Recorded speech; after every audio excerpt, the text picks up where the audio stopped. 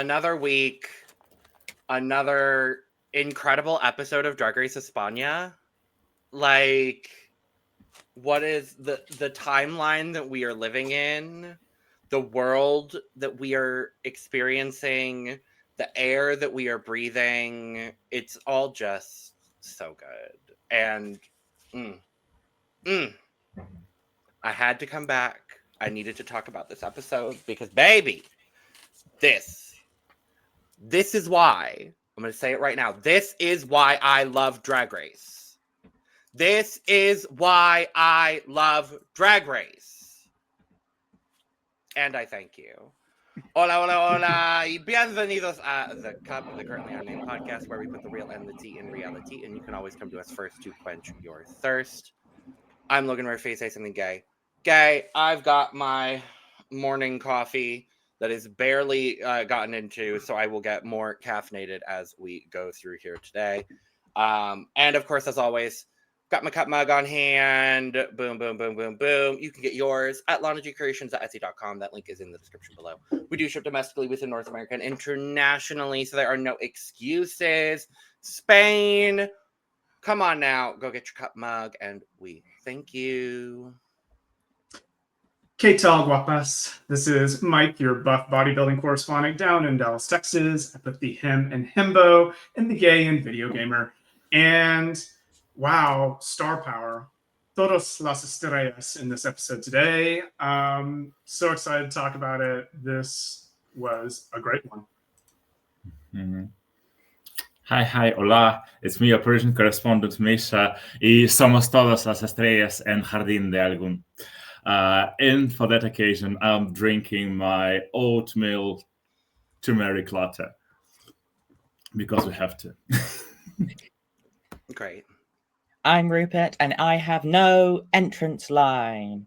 I'm just drinking some Coke, a cola, and I'm also drinking water as well. And I can't wait to see how this turns out. Baby. Come on now. This episode was the tea. This, I think, is I don't like to make grand gestures of anything like right after an episode comes out, because I'm like, okay, recency bias and all those things and this, that, and the third. But I do think this is going to go down as one of my favorite episodes of Drag Race, like, of this year. Like, I really just think that, this for me was like a perfect episode of Drag Race. I feel like the España queens, they figured it out. I need to learn how to sew before I come on to the show. Like, more so than other franchises. Except for one. Well, except for one, and we'll talk about it. But I'm actually so impressed. I feel like, I don't know. I feel like, especially the U.S. queens, we always get one or two that are like, I'll be fine. And then they're not fine. But no, they took it seriously in this franchise. And we thank you for it. Mm-hmm. Absolutely. And not only do they bring sewing skills, they also bring entertainment of highest caliber possible.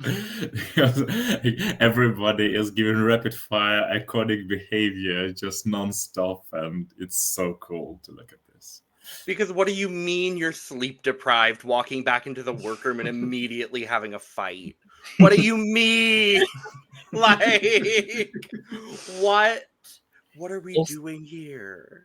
Yes, just sewing challenges and drama, a match made in heaven. Because we've had a lot of drama in sewing challenges this year. I could name them all, but I don't want to because we've had a lot.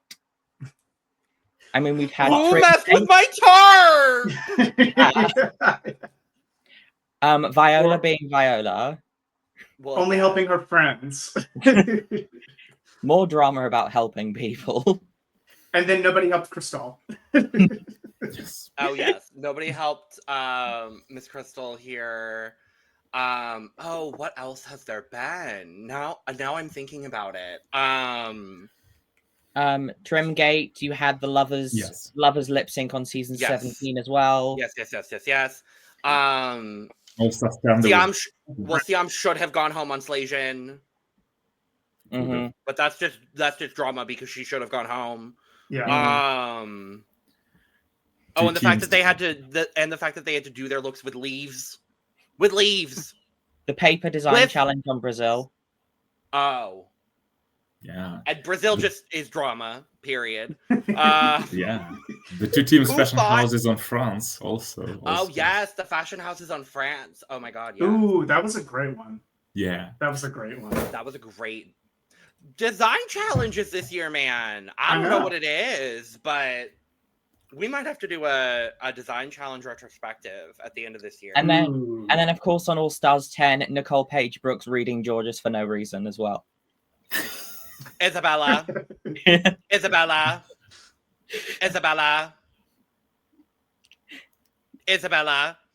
Anyway, yeah, I think we might have to do a design challenge retrospective this year. I think that might be a fun video to do. So shout out maybe to Nicole Page Brooks.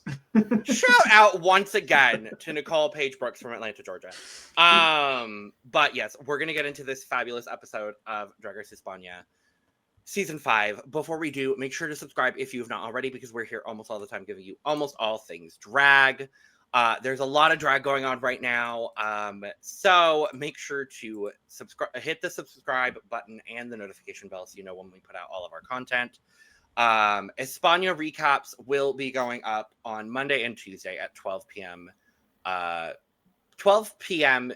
Pacific time. That is a time frame. That is a time itself. But that's when they'll be going up every week. So make sure to tune in so you know when we're doing our lovely, beautiful content here on this channel. Otherwise, check out everything else we're doing on this channel and across the Cup Network. All of our links for everything we do are down in the description below. You can check out our Patreon, our other channels, our audio podcasts. You can follow us on our socials at The Cup Pod on Twitter, Instagram, TikTok, and Blue Sky. And you can follow all of us. Our links are down below as well. But we come back into the workroom after Nori has left us. And immediately, we are not even 2 minutes into the actual meat of the episode, and Crystal's mad. I mean, I would be mad too if I'm trying to read what's on the mirror and Laka keeps interrupting me with like a snide remark, which I love Laka. That's hilarious and iconic. Keep it up. It's entertaining for me. But if I were Crystal, I'd be like, what the hell? Let me finish this. Right. I'm like, can I speak? You've watched Drag Race. I know you have. You know how this works. And it's not that Crystal, like being the Camora Black of it all, couldn't read properly. No, it wasn't the case of spelling problem. Right. This wasn't an... Go ahead. Yes, to quote Margarita Califata, besides not knowing the word Cesura, she also can't count as well. This was the Ass All Stars 5 moment. And this is why Derek don't like you. It felt very reminiscent of that. I'm not even gonna lie to y'all. Oh my god. I'm still so upset that the girls did not know the words to Zora. I am still upset. I'm still distraught. I'm still frustrated. And I'm still angry, honestly. And I don't know if I will ever get over that, but that's beyond the point. Well, we'll see later in the episode, but after this episode, it seems like Supreme is like ready to double eliminate somebody later this season. But we'll get any chance. It feels like for the crossover people who are watching both Drag Race España and La Mastraga, which I don't think is anyone here, but they've introduced a twist on La Mastraga this season, which I think is great in theory and going to be horrible in practice. I can already tell. But every one of the judges, including the host and the guest judge each week, has a button that they can press at any time during the lip sync, stop the lip sync, and immediately send both the girls home. Okay. And I'm like, so it's the reverse All Stars 1 button. It's the reverse All Stars 1 button. And I'm literally like, I love this in theory, but in practice, I know some fuck-ass guest judge is just going to be like, oh, I'm not entertained, and send them both home. And it's going to be like... Some Joel For McHale what? is going to be like, yeah! And then he's going to slam It's gonna be like, the button. I didn't see any splats. Like, I'm not going into to be voguing right Naomi now. Smalls. Life's not Literally. fair. Boom. literally, like, I feel like... And if I manifested this, I'm so sorry, but I just feel like that is what's going to happen. And I'm like... This is trash. Oh my god. Yes. This is a trash! Oh my gosh. It's not the dress, it's you.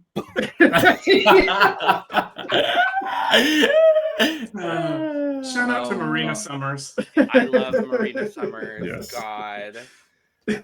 And not shout out to that horrible, horrible woman from that one Oh my episode of God. the Philippines.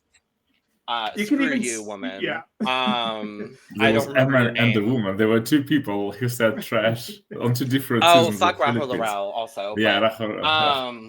Who does but speak also Spanish. the woman can, I don't remember her name and she can go away. Yeah. But no, I'm like, I think we're going to be itching and eager to double eliminate this season. But yes, everyone's, Crystal's obviously, Killing the feels. feeling the feels. She's like, I'm here for the competition. I'm here to compete in a competition, in a competitive style of competing in which I am in the competition. And I'm like, all right, Crystal. But are you, Crystal, in the competition? That's what I would like to know. I'm just trying to figure out here Yes. if Crystal is in the competition. Yeah, but because when people say like things like this, we all know there's like writing is not on the wall yet, but it's on the carpet. Yeah. I'm like, the writing here was on the wall, on the carpet, on the mirror that she eventually cleaned after Laka shut up. It's written, on all the wigs when they did the cute little moment. I love that. That was so cute. Oh, this is one of my favorite things that they do every season when they put all the entrance wigs next to each other and then they get rid of Nori's. Yeah. They did like Also, a little like, ooh, like it was the like stop motion of wigs almost. I'm like, yes, no, but specifically only using Crystal and Nori's wigs because they were the bottom two. Mm-hmm. Oh yeah, and also the fact that Satin's wig is a completely different, like giant black wig. It's completely different. Because my guess is like Satin's wig was probably just like a little piece and she slicked her hair back. Yeah. Because I love you can't really have like a random bald thing or like a little piece on a head. And I love that Margarita's is just the whole headpiece.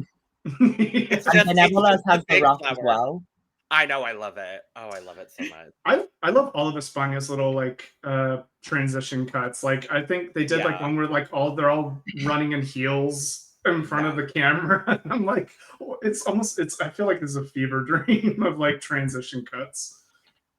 It's so good. It's like it's the little details about España that really like makes the difference for me as a viewer, and I always appreciate it. I also love how the fact that the TV and the little like guest judge introduction things are also obviously green screened. Oh, so obviously, because you never get a reaction from the queens about the green screen, and it was filmed. And this one specifically, it was filmed after, because Rossy de Palma reacted live to finding out they were doing a Rossy de Palma runway. And I'm like, I kind of live for it. I kind of live for it. But yes, they come into. Oh yes, go ahead, Micha. No, I just wanted to say she's not a great actress for nothing. That was interesting. An incredible actress. Incredible. And we'll talk plenty about her here in a sec. But yes, we come into the workroom. They're like, oh my God, there's a sewing kit on the table. And again, another one of these details that I'm like, I like that we're doing these cute little details. And Alexandra immediately is like, oh, fuck, I don't know how to sew. And I'm like, oh, no. Girl, no. But then we get the alarm and it's fine. No mini challenge. Though I want to acknowledge, because my roommate brought it up for the first time while we were watching the episode. What the fuck is Supreme wearing in the Supreme Mail videos this season? It's like it's not good. It's like this, like it's like Roxy Hart from Chicago, but like this like blonde. It's very unflattering. It doesn't. If it was like a more, but without the Roxy Hart, the dress hair. itself. It's like no. It's like if you ordered a Roxy Andrews cosplay off of Temu. Tell me I'm wrong. No, you're not wrong. It's no, you know what it is. It's You the can't scene read the that doll, Logan. yeah. It's I'm the not scene- reading the doll. I'm reading Supreme. I would It's never read the doll. I love Roxy. I'm reading the fuck out of Supreme because she Actually- looks like shit in these Supreme mails. Now I can't unsee when you brought up Roxy Andrews. It's actually all the looks she's been wearing so far in these intros is what Roxy and Fifi had been wearing in their acting scene when they were doing Showgirls.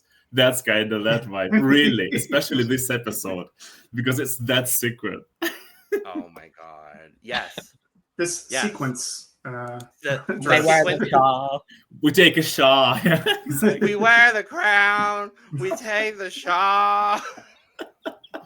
I hate this sequenced dress on her. It doesn't look good. It doesn't look good. It really doesn't. And I just needed to comment on that. Supreme, I love you, but like, no. that was a bag. That sequence didn't go plural. No, absolutely not. But no mini challenge, but we are doing this cute little bit to decide the second part of the ball challenge. We'll talk about the ball here in a minute. But everyone gets to pick a little stick with while I was watching it, I was like, oh, so they're all gonna have numbers and that's how they're gonna pick their looks for the second half of the ball, huh?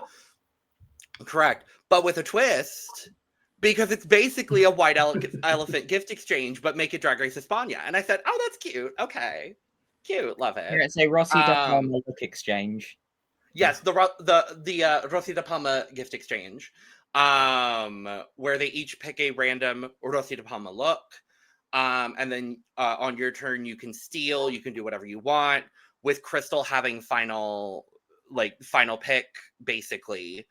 The only people that got stolen from ultimately were Laka and Nyx. Yeah. So they were the only ones. There wasn't really a whole lot of drama ultimately, and then Crystal having last pick still didn't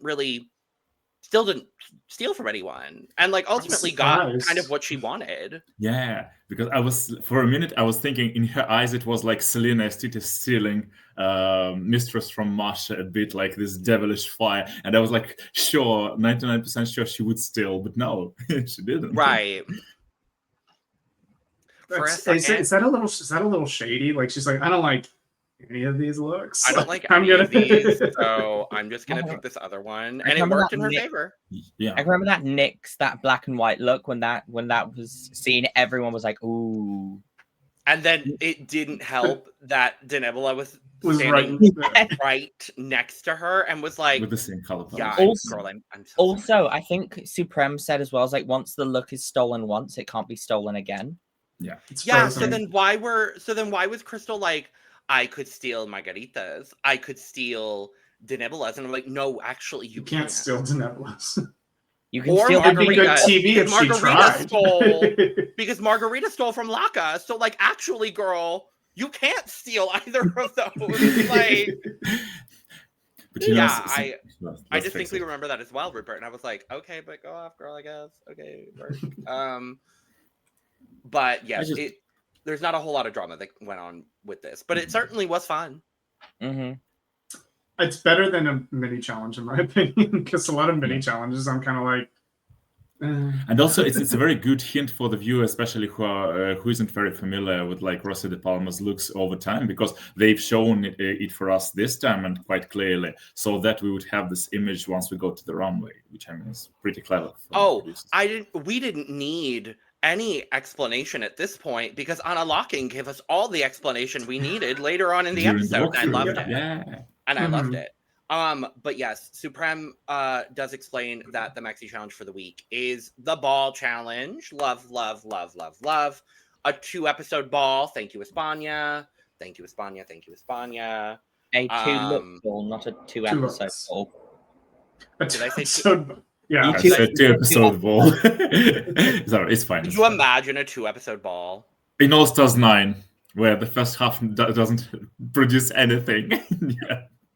Just like their 2-part finale. Literally.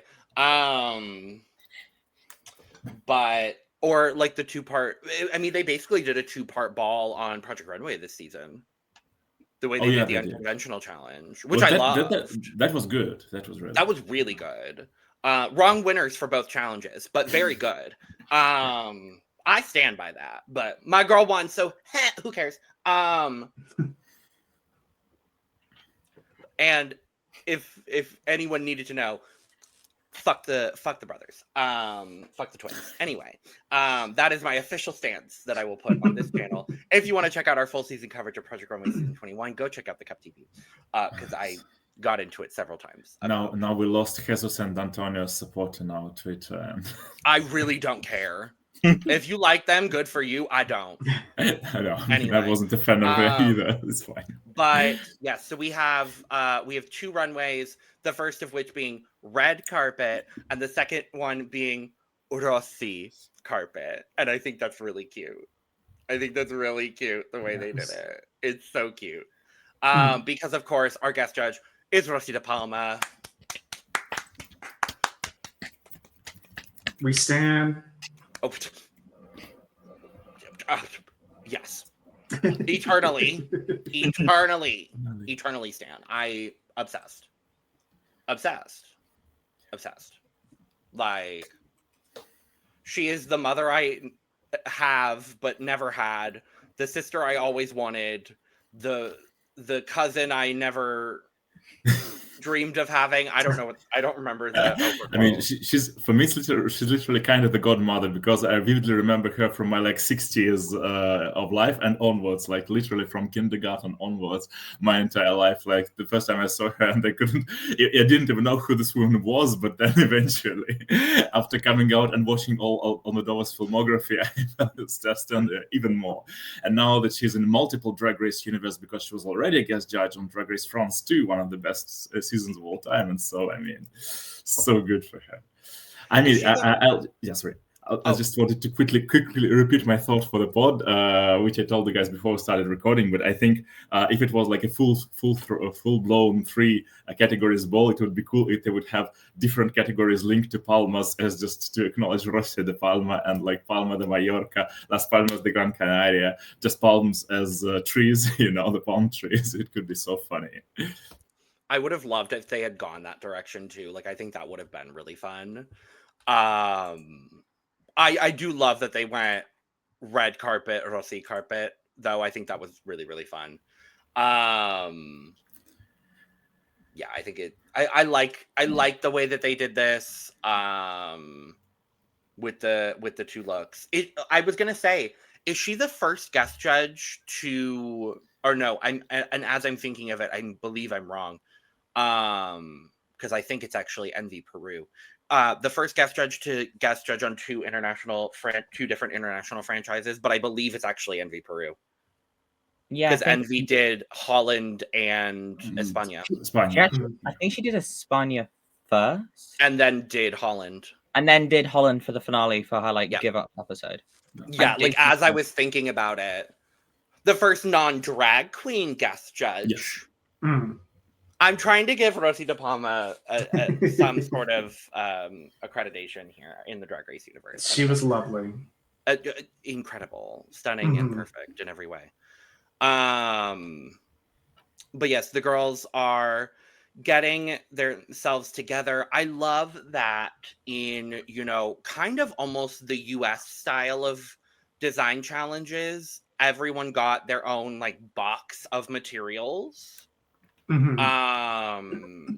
no one had to like fight for materials or like do anything like that. It was like, yes, let's give them this beautiful, very well curated box of materials to work with for this challenge. And I'm like, they actually want the girls to succeed. Yeah. Thank you, Drag Race España. Thank you. Because also you couldn't give them just like a random bunch of materials, because every single queen had a different look.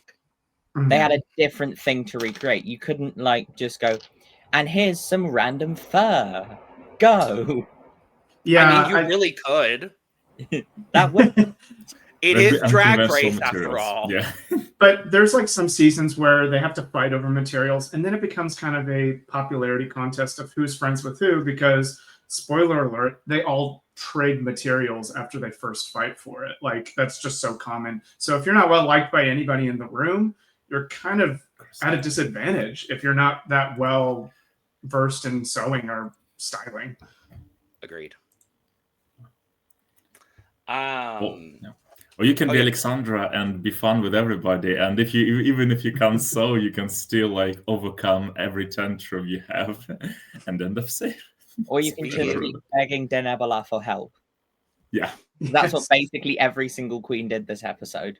It's like, Denebola, help me. Apparently not Crystal, because apparently she didn't ask anybody and then was upset when nobody helped her. Lord help us all. We'll get into that later. We won't get into it. We will talk all about it. The queens start getting their stuff together. They're doing their thing. They're doing their lovely, wonderful, fantastic gigs. And my favorite part of this episode, I think, other than the lip sync, which we'll talk about, was unlocking in the workroom. This is going to be yet another moment for me to just talk about how much I love unlocking. Like, I just love her. I love her. I think maybe at this point I want to be her.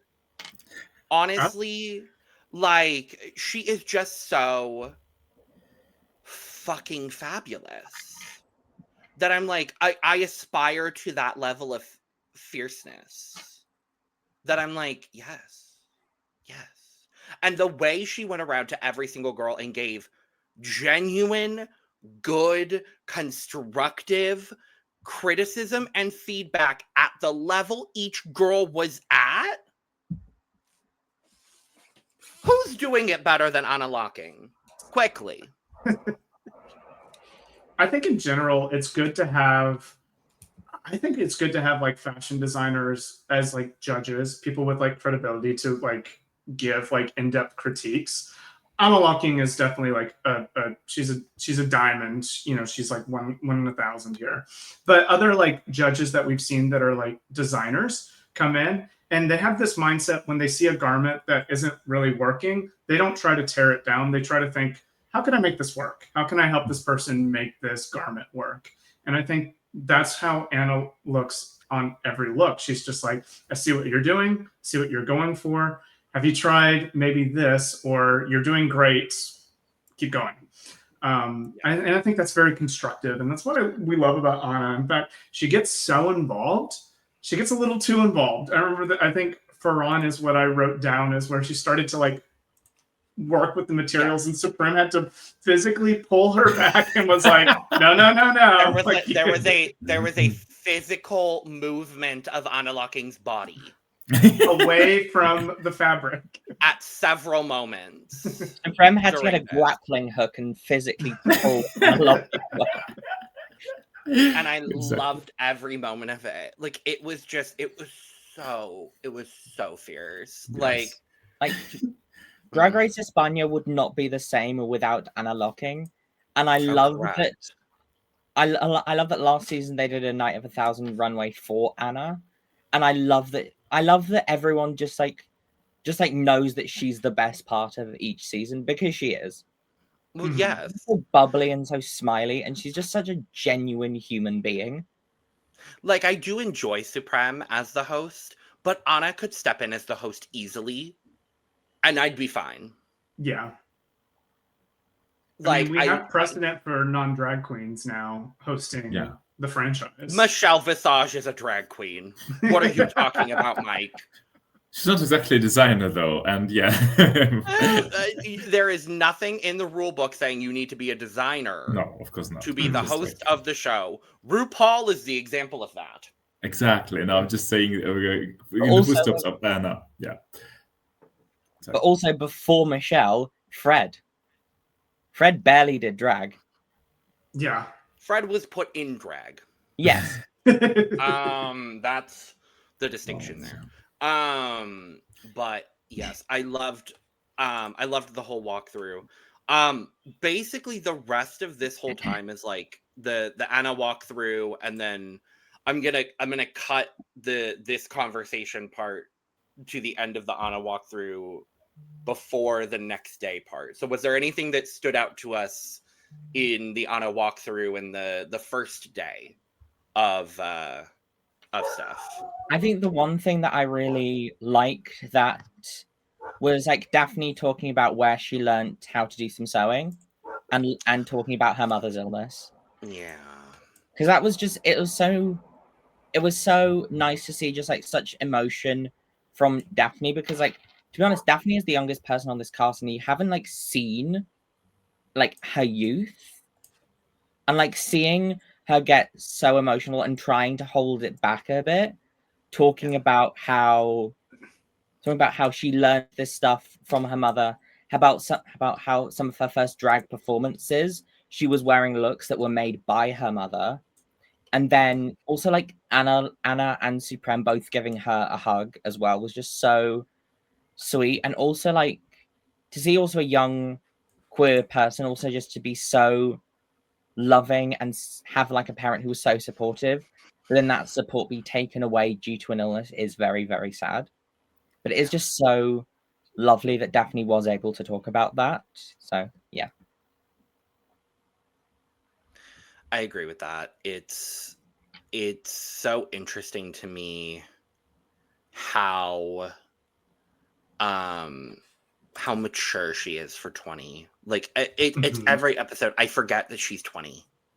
Like it baffles me at some points. I'm like, I wish I had my shit together as well as she does, or as well as she's faking it. Either one at 20. I wish I had either of those skills at 20. Because I promise you I didn't. And I don't. Good for you. Yeah, it's I didn't either, so like yeah, I was like it was a hot mess in my 20s. Oh, same. Same. As I move into my late 20s, I'm still a hot mess. But and we love you for it. Oh, thank you.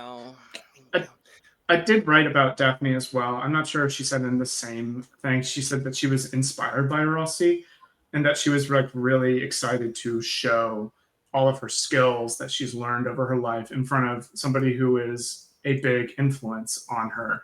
And it was really touching. It reminded me honestly of like, I think it was Cheryl Hole who met her namesake. Yeah, Cheryl, it was very sweet. Cheryl, and then lip syncing a Cheryl song in front of Cheryl against Blue Hydrangea and sending Blue Hydrangea home in front of Cheryl to a Cheryl song by Cheryl. Yeah.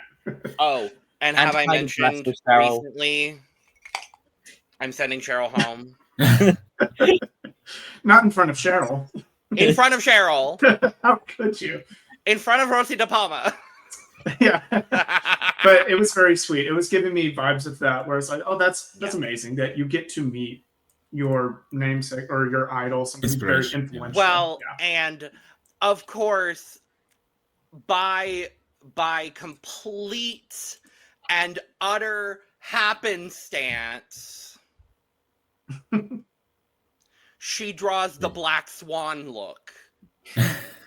By complete and utter happenstance,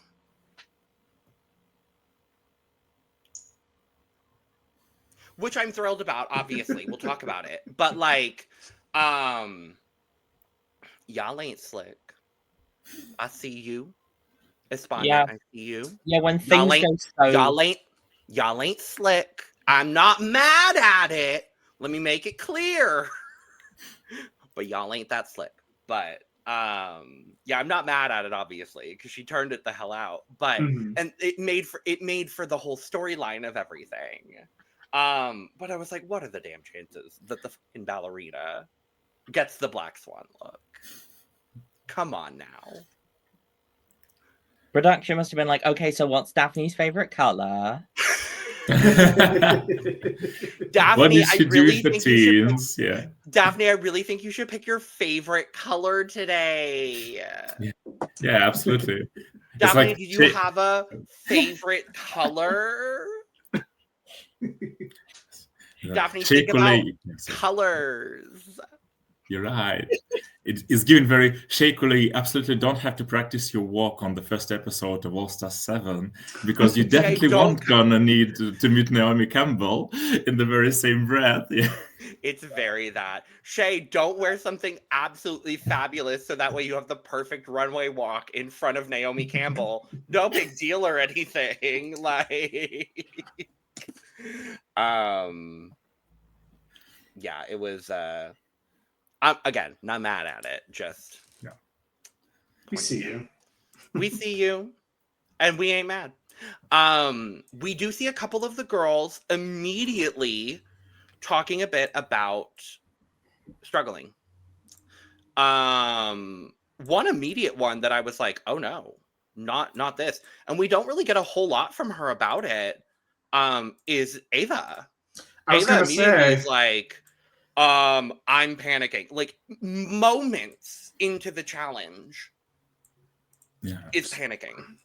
And she's like, Cristal is like hiding her power level. She's amazing. And I'm screwed. I am so screwed. And they're both safe. So it's very cool narrative blue ball trick, actually, because she gave such a lengthy confessional about, oh my god, I'm like totally drowning, I'm failing, I'm just gonna bomb.com, and then nothing happens in the second half of the episode with her. We're like, and then guess what? She looks fierce as hell, and we'll talk about it. Like, yeah, it looks great. To quote a lot of emotion for safe. It's true. But I get it, though. Like, she's not someone that sews, and she's in a room of sewists. Like, and also, like, that's a really difficult thing to, you know, to have happen. Like, I get it. And then we see Alexandra kind of in the same situation where she's like, fuck. Let's glue gun. And I'm like, oh god, we have one glue gun girl. A singular glue gun girl. Or we have people who can't really sew but decide to use the sewing machine, and then you have like Margarita, who probably did use a glue gun because like there's no way she could have used a sewing machine to make that look. Correct. I think we'll talk about it when we get to her look. Actually, I'll reserve my thoughts on Margarita's. Margarita. And then also, yes. I don't want to save all of this because I do want to talk a little bit about this look, but also then just Anna being so receptive to what Denebola is going to do for her outfit. Isn't it refreshing? Yes. It's so refreshing to see a quirky alt queen being loved and supported by the production that she's in and not being told, especially on España. Yes. We suffered so hard last season when there were like 4 alt queens and they all went home in the first half of the season. Back to back. Yeah. And I was like, don't do it to Denise, please. Yeah. But also, we had the previous 3-season narrative of a alternative queen winning some great look challenge and then going home because she wasn't exactly the best actress. So it was also or failing Snatch Game miserably. Yes. What we're not going to do is put this in the universe, everyone. Okay. Oh no, that's why I'm so glad for Denebola. That's why I'm so glad. Well, I mean, the competition is still young, so and so are many of these queens. But it is our oldest contestant, Crystal, that is making I knew that was how most you were going to waves. transition. Yep, thank you for the segue. I'll take it. Smooth transition. It really feels like a Michael Block Talk transition. Shout out to Block Talk. Lana and I went on actually to preview the cast for UK6. So when we're a couple weeks into UK, but if you want to go check out Block Talk with Michael Block, friend of the pod, we will drag his ass onto this podcast eventually, so you all will get to see more of him. But go check out Block Talk with Michael Block. Link will be in the description because I'll go put it in there. But we come back into the workroom the next day. No one slept. Everyone is tired. Everyone is yawning, rubbing their eyes, slumped over, wearing something comfy. And you can tell everyone is on edge, especially Crystal, because it takes nothing. And I mean quite literally nothing for Crystal to snap at Nyx. And I'm like, what? Like, I literally, my first watch of this episode, I was multitasking, which is what I typically do during a Drag Race episode because it helps me focus, weirdly.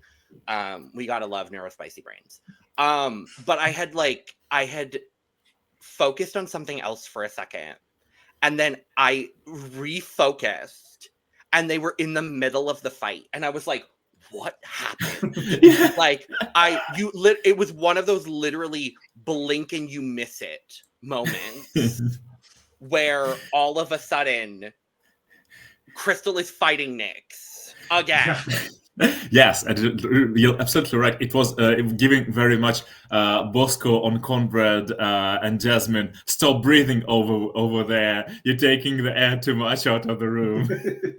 You know what it felt like to me? It felt a little bit more, speaking of Bosco, it felt a little bit more akin to Bosco and Olivia, like we just saw in All Stars 10. Yeah. A little bit. Well. Because it basically comes down to who helped who, or who helped whom, I guess is more grammatically correct. I hate English. Who helped whom in the overnight portion of the, not HOH comp, but that's literally where my brain went. Big Brother's rotted my brain.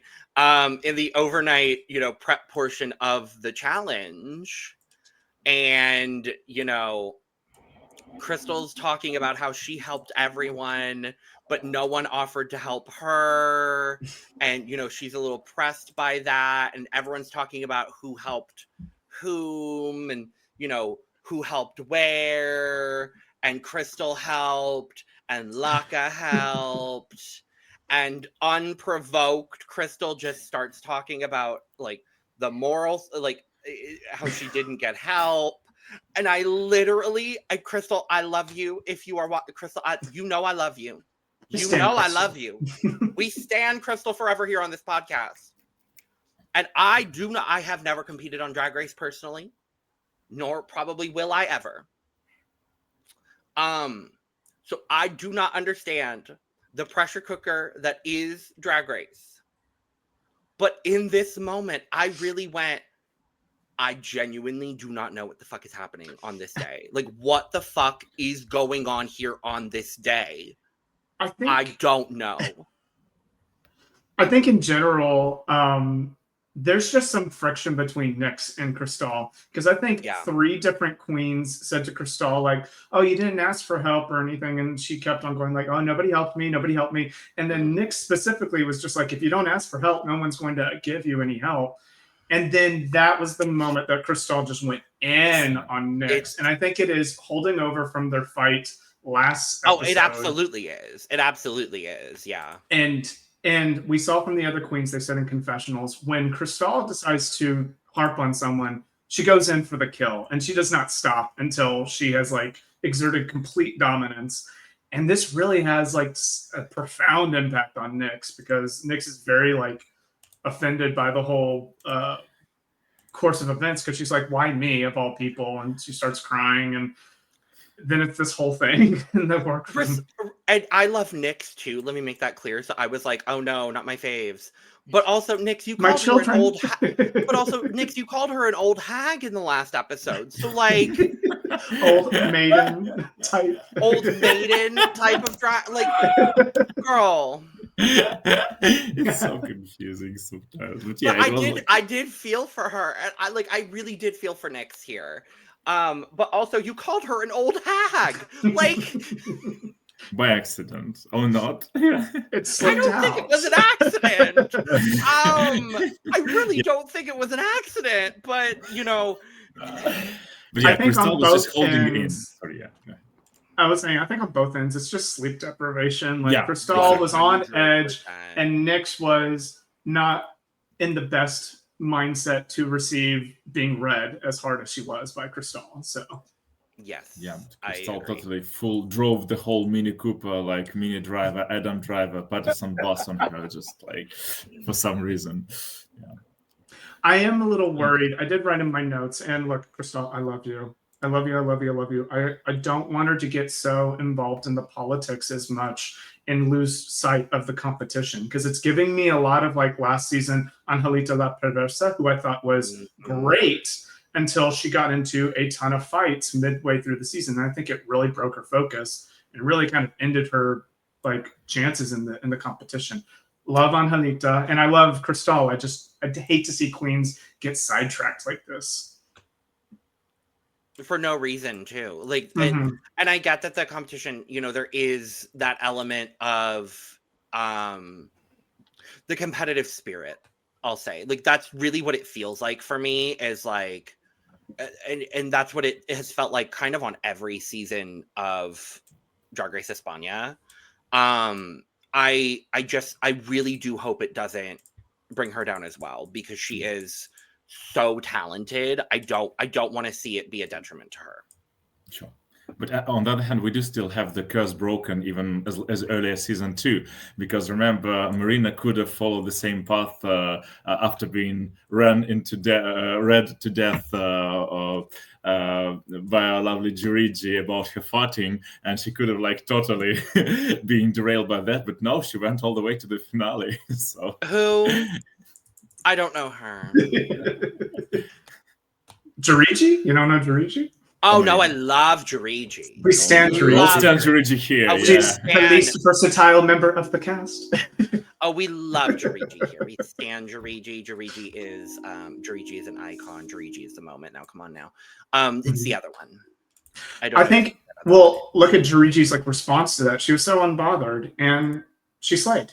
So like, that's how you should react. I understand it's easy for us to say when we're not in the moment, and it's a pressure cooker. But there really is a attitude element of Drag Race that really does determine your success. And with Nyx, we have seen this episode, because she got a bit broken down. It was the straw on her back, this fight with Crystal, unfortunately. But then, luckily enough, she did make enough friends in the workroom to quickly console her and rebound by the time the runway came. Thankfully, because I didn't want to see it affect her performance, and I was ever so slightly worried that it would. Luckily, but she's a professional.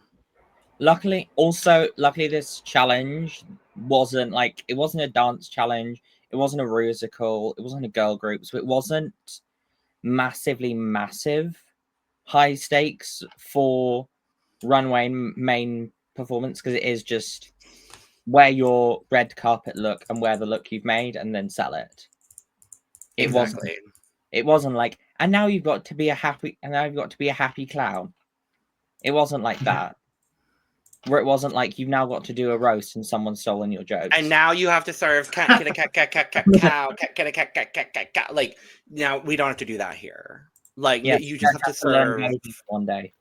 Exactly. Like, we don't have to be doing that. So at least there's that. But yeah, it was just like, oof. But it's the drama I want to see, because I love it. I do love it. As a viewer, I'm living. As a viewer, I'm living. If but I was there, I'd be like Brooklyn Heights in the Farm to Runway Untucked, just hiding it under cushions.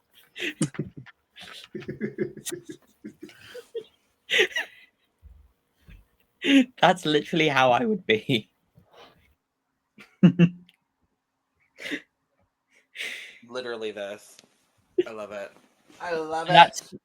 and she's so iconic for that. I love her. She's Literally, she I was think so maybe, Canadian in that Untucked.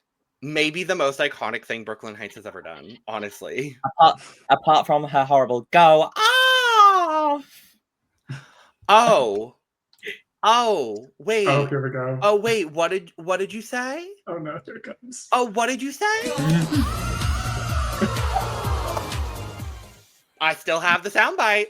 Oh my god. I still It's have it. bitey. Yeah. I love scarring Perla with that. It's one of my favorite pastimes.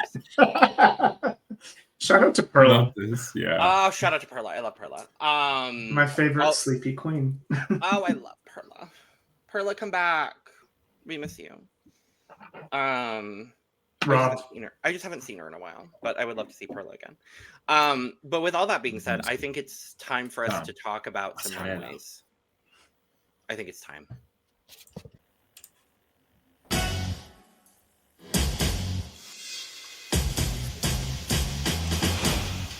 That was a mistake to do. No, that was a mistake. Mystique was not a mistake, but this was. Ow. Shout out to Mystique Subbers.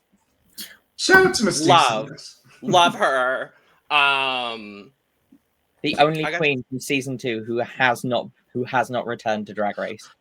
The only yet. Everything Alleged. is alleged information. No, I got to see her live. What was it, like a year and a half ago now? Sickening. Love Mystique. Love Mystique. And also, speaking of, love the Supreme look. Yeah, I thought the dress was gorgeous. I'm a little on the wig, but that dress is just keeping all the eye contact for me. So it's giving me Effie Trinket. Ooh, yeah. I immediately, like, the dress and the wig gave me Hunger Games, and I was like, okay, this is a universe that I enjoy living in for Supreme, because that's kind of a lot of Supreme's drag is that big, fantastical, whimsical drag. And I do kind of see Supreme and Effie Trinket in the same drag universe almost, which is very fun. So yeah, I was like, okay, great, Supreme, back to form. Love to see it. I love this Supreme look, but this Supreme look just reminds me of a panto game. That's the one. That's a good thing for drag queen. Yeah, I know, but I can't get that out of my head. This look just screams like she would walk on stage going, "Hi, boys and girls," like talking straight to the audience. That's what this look reminds me of. It is a great look for Supreme, but that's just what I get. You're Kylie Minogue, you can't get it out of your head. Exactly. Correct. Great. Or are you Charity as Kylie Minogue? Oh yeah. Wasp. Or are you Charity as Nadine Coyle? As Mary Poppins. As Kylie Minogue. Queen. As Queen Victoria. As Queen Victoria. As Kylie Minogue. As Supreme Deluxe. Yes. That's what it is. That's what we're going with. Rossy De Palma looks incredible. Beautiful. Stunning. Strategic flowers. Yeah. We love strategic flowers. And honestly, Calvo looks great. Yeah. Mm-hmm. I can't be too mad. He's wearing a shirt this week.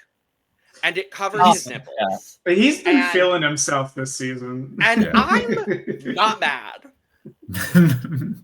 I will never complain. Exactly. Insert first on fit man on Drag Race. Just classic Drag Race. Well, when I think of the thirstiest judges on Drag Race, I think of one, and it's Javier Calvo.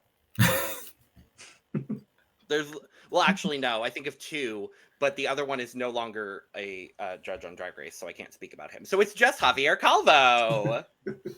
His nipples are asking for water. That's how Correct. thirsty he is. Correct. But yeah, this fucked up traffic light looks great. Yeah. I stole that joke from Micha. I will admit that I stole that joke from Micha. But it's a very good comparison. And then I couldn't fit all 5 of them on one screen, so Supreme is kind of half cut off. So sorry, Supreme. It's really in Hunger Games, yeah. Yeah, it's, this is halfway through the Hunger Games. When And Chad Michaels pops in with his references all over the place. Oh yes, Happy Hunger Games. Calvo showing, or Ambrosi showing belly button. Yeah. And Anna Locking is in her Scoochie Woochie dress era, and I'm not mad. Yeah, She always looks amazing. Anna Locking is wearing a bowl cut wig with crimped extensions, and that's what it looks like. Like a bowl cut wig and then crimps. Actually, it's a fuck ass bob. Get it right. Yeah. She's doing drag here. So, get it correct and come correct. Anna Locking here is giving very much Kristen Stewart getting out of the car somewhere in the Alps to catch her breath. A little bit, yeah. But then just wearing the wrong heels for the occasion, as per usual. Yes. But in this occasion, I love the heel, so I'm not mad. But I would stand a female recurring judge with bangs. So, oh yes. Shout out to Daphne Burke. Yes. And for the first time after this season of France All Stars, because she's been a little bit questionable the first 3 seasons of France, but after France All Stars, we're on board. Ooh, hot take, in my opinion. Not a very hot take when it comes to the internet, but we love to see it. But let's dive in. We're going to start with our first runway category, Alfombra Roja. Obviously, we're going to give our full thoughts on the looks over on Look Over Here, so make sure to check that episode out. But for the purposes of this episode, we are going to teabag these looks. So if a look is great, it is tea. And if we don't like it, it's a bag. That's how the system works. And if we really like it, it's a chai tea grande. Correct. Shout out to Chai Tea Grande. Shout out to Chai Tea Grande from RuPaul's Drag Race UK Series 7. Make sure to check out our coverage of RuPaul's Drag Race Series 7, available on this channel as well. But let's start with RuPert. And first up, Ferran. I love this look on Ferran. I love the old Hollywood aspect of it. I just wish this dress was a little bit longer because she is showing a panty. But this look is tea. Really well done to Ferran.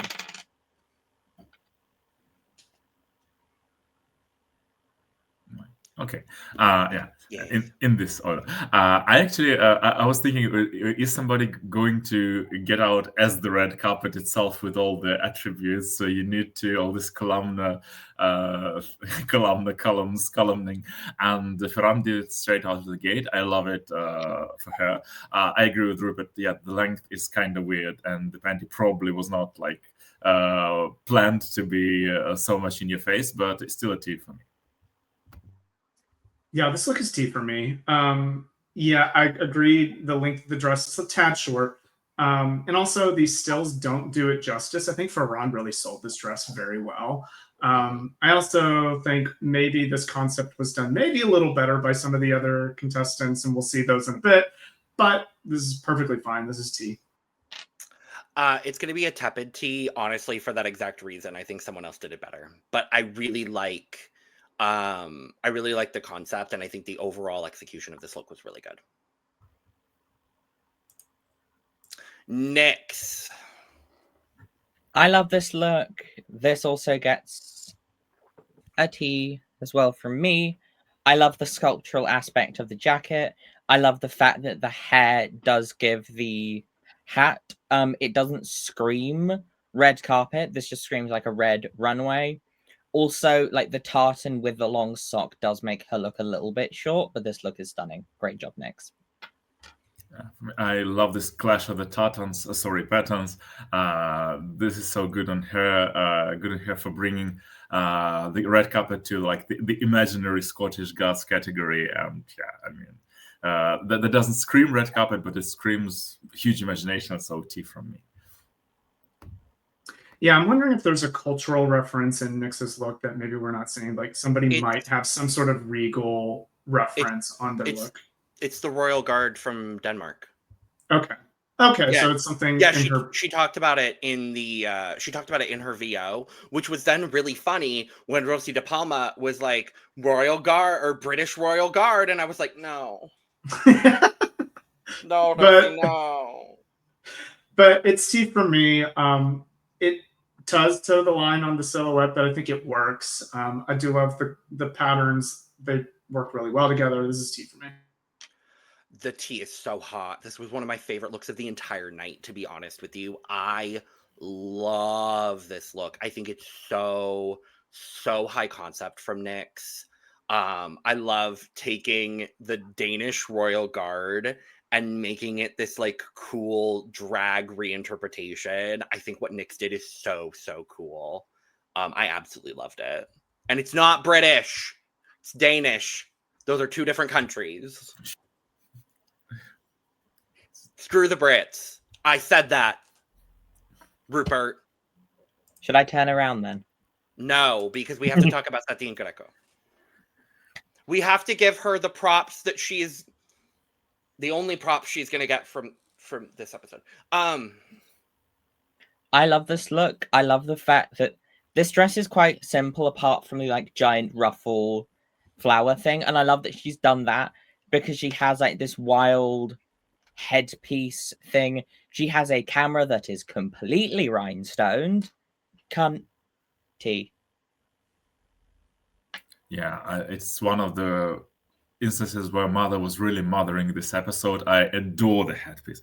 I adore the absence of the wig, this bald cap plus this headpiece. It's just like giving me everything I ever needed. And how she's wrapped up in the most like red delicious crimsonicious chocolate bar wrap is just phenomenal. Love it. It's hot tea for me. Yeah, this is T for me. I love that Satine is showing like her traditional like flamenco like silhouette, but there's a touch of camp here, and the performance of like this campy performance that she gives is such a different side of her performance aspect because she's usually very ornate and very like traditional, but this campy runway was so wonderfully done. This is a T for me.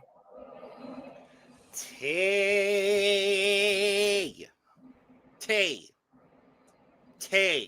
The presentation, the look, just every single thing about this was so great. And I would love to go on and on and on because this is the only time I'm going to be able to praise a look this episode from Satine. So I would like to go on, but I'm not going to because there are other looks to talk about. But I love you, Mother. Oh.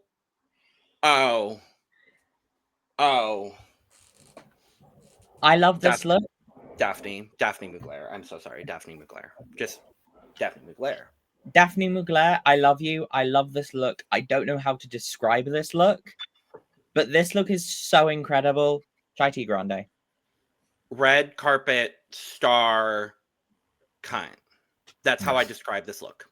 And this curl, I mean, this curl is back. It's back on the front, and it's so good. I mean, yeah, it's so totally divine look. This gets a chai tea grande from me easily. It's like it's a superstar basically. You have some stars collided together and not going into some stars, but into real all-stars territory. So good. I love like how high fashion this is, but still like it has a touch of camp. It had like a perfect marriage of everything that makes drag great. This is one of my favorites of the night. Chai tea grande for me. Cause she's a star, baby, on a red carpet. Yeah, chai tea grande. This is incredible. Also, I love the fact that she had to like T-pose throughout this entire runway because she cannot move her arms. No, not at all. Margarita, remember how much we praised you last episode? We loved you last episode. Margarita, we love you. We love you. And we love you so much. This was not your episode. This is my least favorite of this category, purely because everyone did such incredible looks. I love doing the quilted, I love doing the 60s shape, but this is a bag. Sorry, Margarita. Yeah, this is my first bag of this episode as well. It's unfortunate because the competition was A, so fierce, and B, this kind of doesn't even look like custom made for her body specifically. I get it that red bathroom mat is also red carpet technically, but I mean, yeah. Unfortunately, it's a bag. Yeah, this is a bag for me as well. I do like the sort of 60s style dress that she has, and I love the quilted patterns idea, but it just leaves the entire outfit looking very boxy and just unshapely. It's not very flattering on Margarita, and I wish maybe she put a little bit more of a silhouette on this dress and the construction, just because it just kind of sat where it was whenever she moved with it. The way she sold it, she was very cute, but I mean, the caliber of looks was so high. This is probably my least favorite of this category as well. This was a bag for me. I see what you all are saying. I'm still going to give this a tepid T. And the reason why is because I actually think the quilting on the dress, kind of like what the judges were saying, the quilting on the dress is actually very, very well done. So I'm going to give the garment props. And she sold it. And the character she created for this look was so fun and cute. And it was nice to see something different from Margarita on the runway. So I'm going to give it a tepid T. I don't think it was that bad of a look. It's not a perfect look by any means of the imagination. It wasn't the best look for this category by any means. But I do still think it was successful. So I'm going to give it a tepid T. Am I biased? Maybe a little bit. La Escándalo. Dígame, Sofía, La Escándalo. I adore this look so much. I love like the supervillain, like the fire. It also gives hints of Ellipse's like coral inflatable look from France All Stars. This look is incredible. This was my third favorite of this category, behind one other, and then also Daphne Mugler's. This also gets a chai tea grande. Very well done to La Escándalo. Actually, yeah, this is definitely red coral. That was my first thought when I saw it, and then when she moved, I was kind of thinking, if Supreme in her like very very early in her career in the 90s would be like put in a fashion house and everybody would like glue stuff to her body or ornate her in some way, shape, literally or form, that would probably be it, because it does look like something Supreme could wear herself. But yeah, it's a great look, and the more I was looking at it, the more I loved it. So it gets a very hot tea bordering on chai tea grande for me. It's like hot tea overflowing. Yeah, this is a nice hot tea for me as well. I love that the design, it's so simple, but the way it's executed and layered, it makes a complexity to the look. But when you kind of look at the individual pieces, you're like, it's actually such a simple design. I love that y'all say coral, because I thought actually like Nickelodeon splatter a little bit. And I mean that in the most loving way possible, because I think this is very well executed. I think it's gorgeous. La Escándalo looks amazing here. This is one of my favorite looks she's ever brought this season so far. Hot tea. A tea for sure. It's clean, concise, beautiful, well done, stunning. All good things. All good things from La Escándalo here. Alexander del Raval. And the tits are covered, YouTube, okay? Don't come for us. I'm not a big fan of this look, but this is her brand to a T. This is over the top. It's showgirl. It's ridiculous. There's gems, there's chains, there's feathers. I do wish the skirt was a little bit longer. Like the back ruffled bit, it was a bit longer and then hit the ground to make a slight bit of a train. But I'm still going to give this a T. It's just not my personal favorite look. I see where you're coming from. I would give this definitely a T. This gives very much Sigourney Beaver's Spain trip to some lesbian boot camp, and I'm not mad at it at all. I think my only issue with this look is actually the neck piece and all the jewels there, because they do give this, especially in the stage lighting as she was walking up and down the stage, it is giving like the head is kind of chopped off a bit from the rest of the body. It gives us like different scenarios because of the proportions of the boobs and everything. Yeah, I mean, there are slight tweaks here and there that could be improved, but overall it's still a solid warm to hot-ish tea for me. Yeah, this look is, I'm going to give it a slight T. And the main reason is because we've seen Alexandra kind of this sort of breasts exposed and very front and center. I actually think her breasts detract from the rest of the look because I think the garment is actually really, really gorgeous. But I think the way that she has styled her breastplate, and it's kind of pulling your attention away from the rest of the dress, which I think is really nice. It's fine to have it out. I know that's her brand, but I think she could have styled it differently so that our eyes look at the rest of the garment, which I think are the best forms of the garment. So it's still a T for me, but it's going to be a slight T, mainly because the styling pulls away from the best parts of the garment, and also it's starting to get kind of samey. But shout out to Big Booby sound effect. We like Big Booby sound effect. Yay! Yeah, Mike, I 100% agree with you. It's a type of T for the exact same reason. Honestly, copy and paste. Like I wish there was a bit more. This is going to sound more negative than I mean it to be, but a bit more class to the look. I didn't need the tits out. I get that it's her thing. I love it. Don't get me wrong. I wanted, like, if the tits were covered, like, the garment's really, really well done.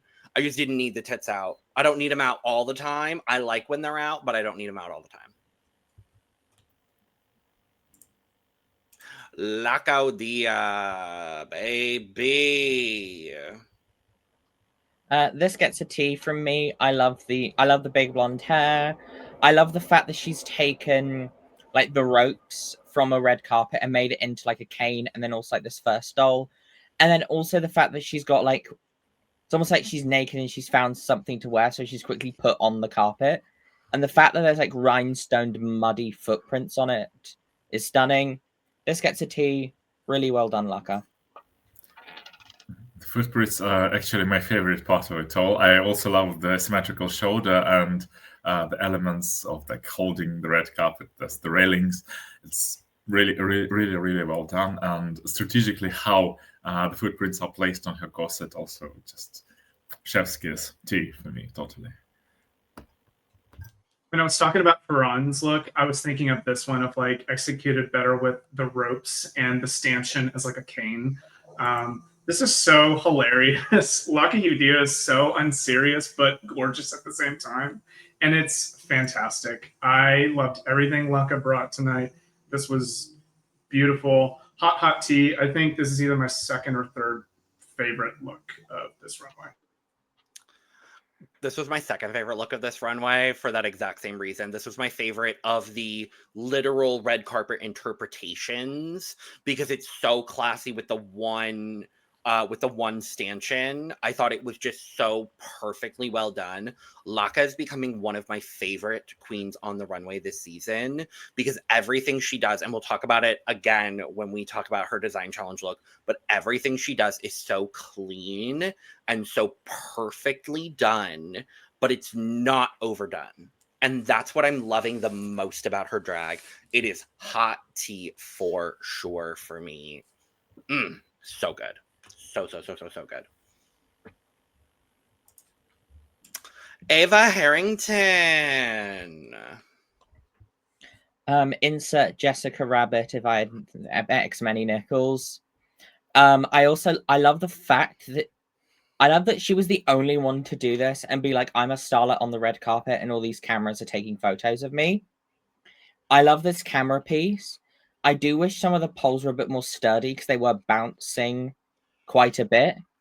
But this look is stunning from Ava. T, really well done. Good job.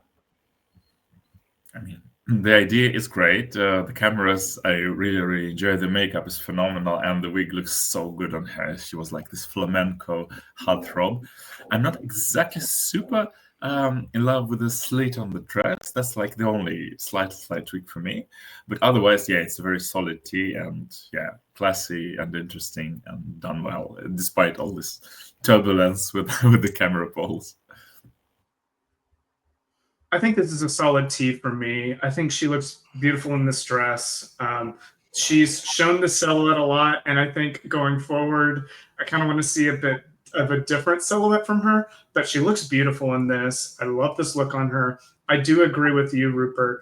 The camera's bouncing kind of gives it a crafty feel that I think detracts from how beautiful she is and how like the concept of the look is to be like regal. And I think it detracts from that a little bit. So if it was a bit sturdier and stayed in place, I think this look would have been like a hot tee. But it's a solid tee for me. Also, I want to say, like, yeah, she does this Jessica Rabbit silhouette a lot, and she looks gorgeous in it. I just kind of want to see something different because it's a lot of what we've seen from Ava so far.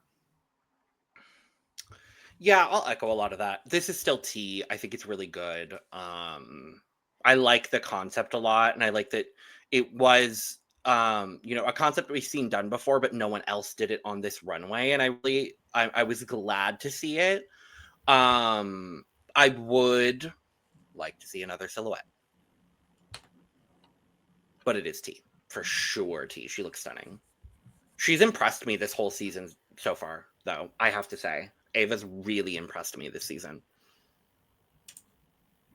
And speaking of impressed, the Nebula. Stumped. Chai tea grande. Duh. Perfection. I love the concept of this being like, I didn't win it, but I'm trying to hold it together on this red carpet leaving. The cone bra is such a great choice. The singular black glove is strange, but that's the only thing. But this look is incredible. So well done, Nebula. Incredible. Just I want this Queen of Hearts to be literally printed on the actual card, and sold everywhere across the globe. I think probably this black sleeve is also kind of reference to her slight loss, and that goes so well with her like black tears. But yeah, Chetty Grande. This was my favorite look of the first runway. I love it's simple, but it's beautiful. It tells a story. I love the artistry of it. I love that the cone breasts are asymmetrical. So there's kind of this cubist, surrealist kind of aspect of her look. Denebula is an artist, up and down. This is gorgeous. Chai tea grande. I wrote surrealist. Like, that's immediately where I went with this. It's so tea. I love this. I love this so fiercely. Just...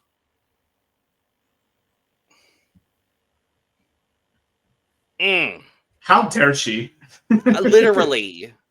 I will never look this good. I'm mad again. Ugh, God help us all. I will never look this good either. Like, Crystal, why?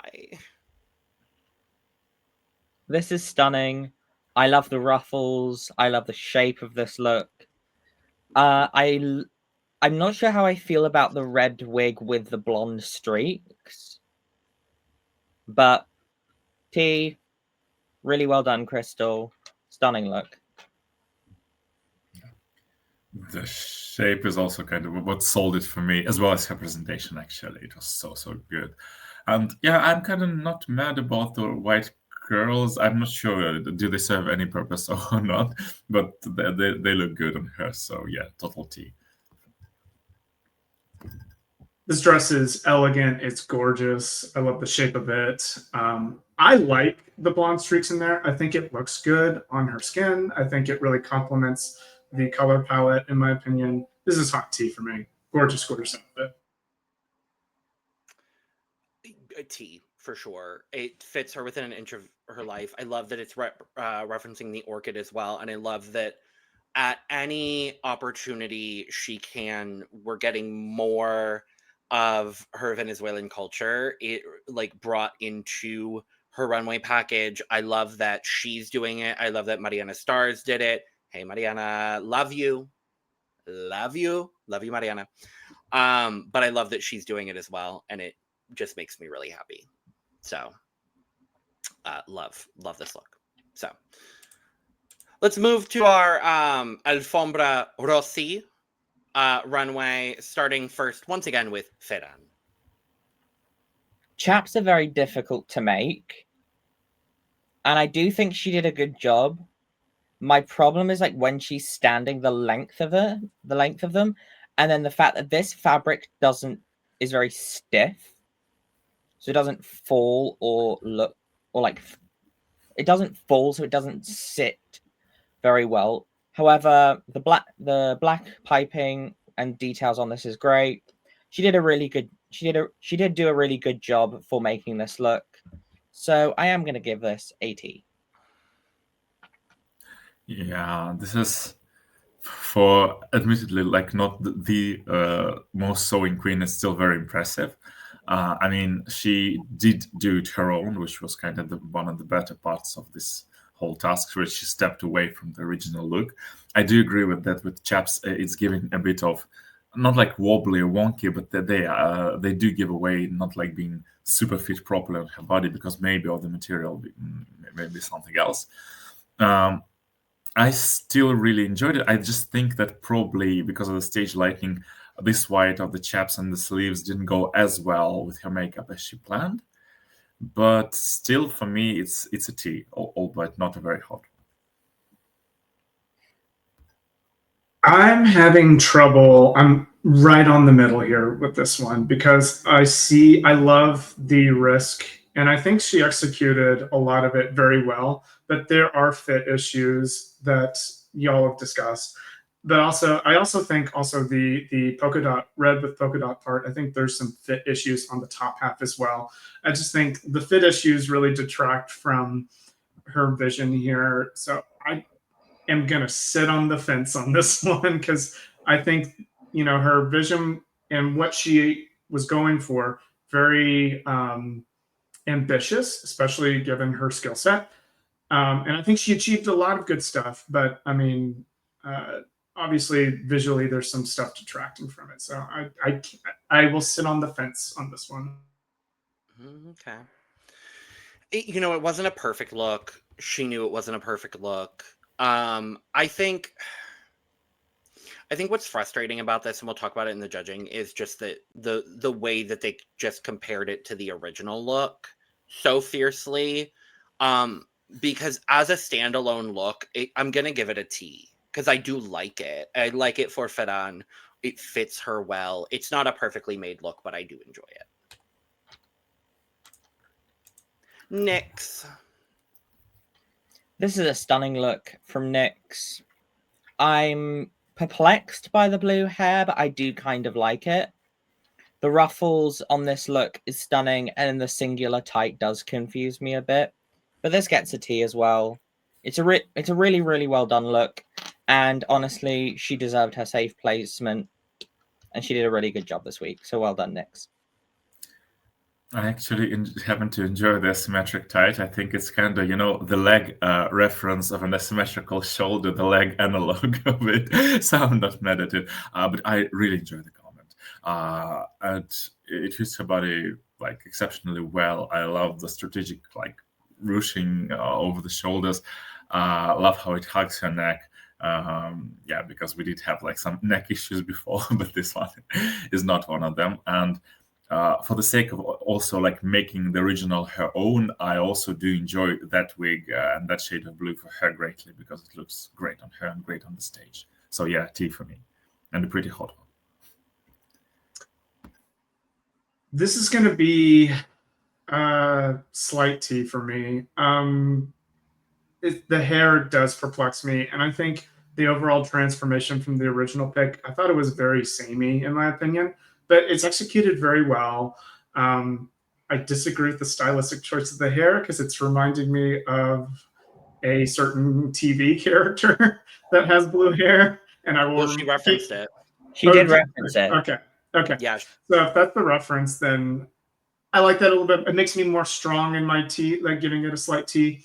I just think the transformation wasn't fully there, and the one tight like does have me perplexed. I guess there are some stylistic choices I can't make heads or tails about, and maybe if I have a better, I think the lighting on the stage did not do this dress justice, and if I had better view of the outfit, maybe I'll feel better about it. But slight T because it's competently done. I'm gonna give it a slight T as well. I think the dress is actually really well done, but it's the stylistic choices that really kind of throw it a little bit off for me. But overall, I think it's done well, so I'm not mad. I'm gonna let y'all start with Mother, and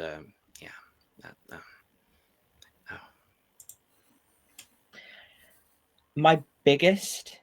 So first of all, this challenge, the looks that they got, it wasn't fair because some people got harder looks to do. Personally, in my opinion, Satin got the worst look to try and do. And then the materials that she got and also her expertise in sewing did not help her one bit at all. I love Mother. This is getting a bag. This was probably... I think this was my least favorite look. She tried her best, but this didn't work. Love you, Satin. Unfortunately, of the second category of those looks they made in the workroom, this is also my least favorite. And we all know this is Mother's standing channel, and Mother was mothering, and she was called as Mother by other contestants this episode. So yeah, she's an absolute mother. But this look literally gives what Puppy Poison was trying to achieve in the very first design challenge of España, mixed with Nicole Page Brooks. If it was their love cousin together, having their respective sewing skills. And I see where we're saying, RuPert, that it probably was one of the hardest looks to recreate, but I give you props where props are due, in the sense that it's really a departure from the original. I'm just not sure that I'm on board this train, so yeah, it's a bag, unfortunately. Okay, this is not Puppy Poison's runway. I went and looked at that runway because I wanted to see Ugasio's runway specifically, but then I saw Poopy's and I was like, oh my gosh, this is so far from that in my opinion. This is a bag for me. I do appreciate that Satine was going for a different sort of silhouette and vibe than what she's given so far, but they read her for it and they said it wasn't Satine in the look, so I guess that did not that missed the mark in the judges' viewpoint. But we know the issues. I think it's just not a very flattering color palette here. I think there's construction issues as well, but yeah, I appreciate her really going for something different, but it just missed it, and this is a bag for me. Bag. And I don't want to bag on Mother too much, so we'll move. But I love you, Satine. Daphne. I love this look on Daphne. I think she did a really good job with it. In my opinion, it feels too close to the original. And that is just my opinion. Also, I don't know if she brought them, but if she had some black point shoes, they would have worked a lot better than the shoes that she wore for this look. But overall, this is a stunning look. She did a really good job with it, and I can see why she was in the top, because her first look was absolutely incredible. I am going to give this a T. Really well done, Daphne. Yeah, Daphne was really the person who was willing to recreate as recreationally as possible. I think that her makeup, probably also her going for the Rossy look, it gave a completely different face from what we've been subjected to for the past couple of weeks. So I love it. Anyways, love her makeup at all times. But this is really interesting how she did manipulate her face there. I'm still, yeah, it's totally deserving of a top placement. Yeah, maybe I wish there would be another like draggier elements to it, but given how much time they had, I mean, this is already phenomenal. Yeah, so hot tea. Gorgeous Spanish Black Swan. I feel like I'm Winona Ryder going to Natalie Portman and being like, oh, how did you get that role? Did you suck his And then Daphne looks at me and goes, some of us don't have to get ahead because this is gorgeous. It's amazing. How dare she? How dare she? Hot tea. Huh? What? The amount of work that she put into this look in such a short period of time is truly impressive. I don't mind that it's so close to the original because it's so well done. That's kind of where my distinction is. It's a T for sure. Also, the lighting on the runway didn't show it off properly enough. Mhm. It's my same problem with Nyx as well. Yeah. Margarita. This gets the exact same critique as Satin. These two queens had the hardest looks to reinterpret. I love what she was trying to do, but this look is bulky. It completely hides her waist and her shape. She is also a mother as well, and I do love her, but this is Mother of the Bride. Yeah, it's given. Sorry, Diva. Bag. Yeah, for me, it's also a bag. Unfortunately, it's just like, yeah.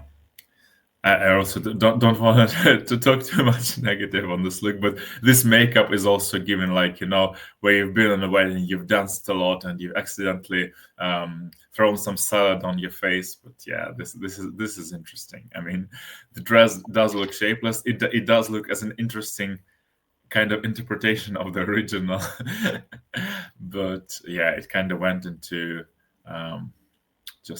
Went a bit into that kind of camp when it's just like the camp playground of sorts. So sorry, it's a bit of a bag for me.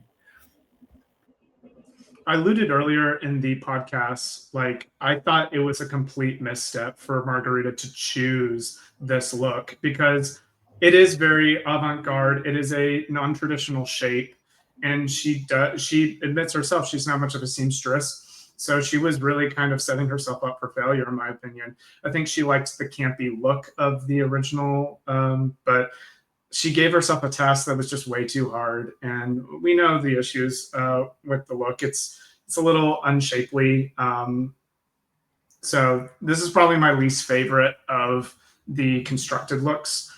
Love you, Margarita. You're amazing. I stan you, but I don't think you did yourself any favors picking this look. It's a bag with a really pretty pink bow on it. That's where I'm going to leave it. Because I love her.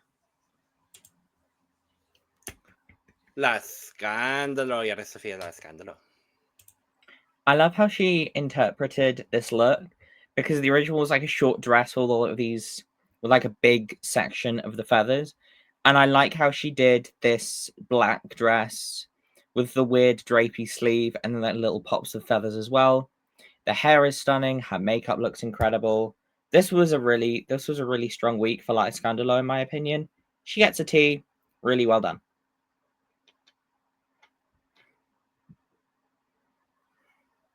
I'm back.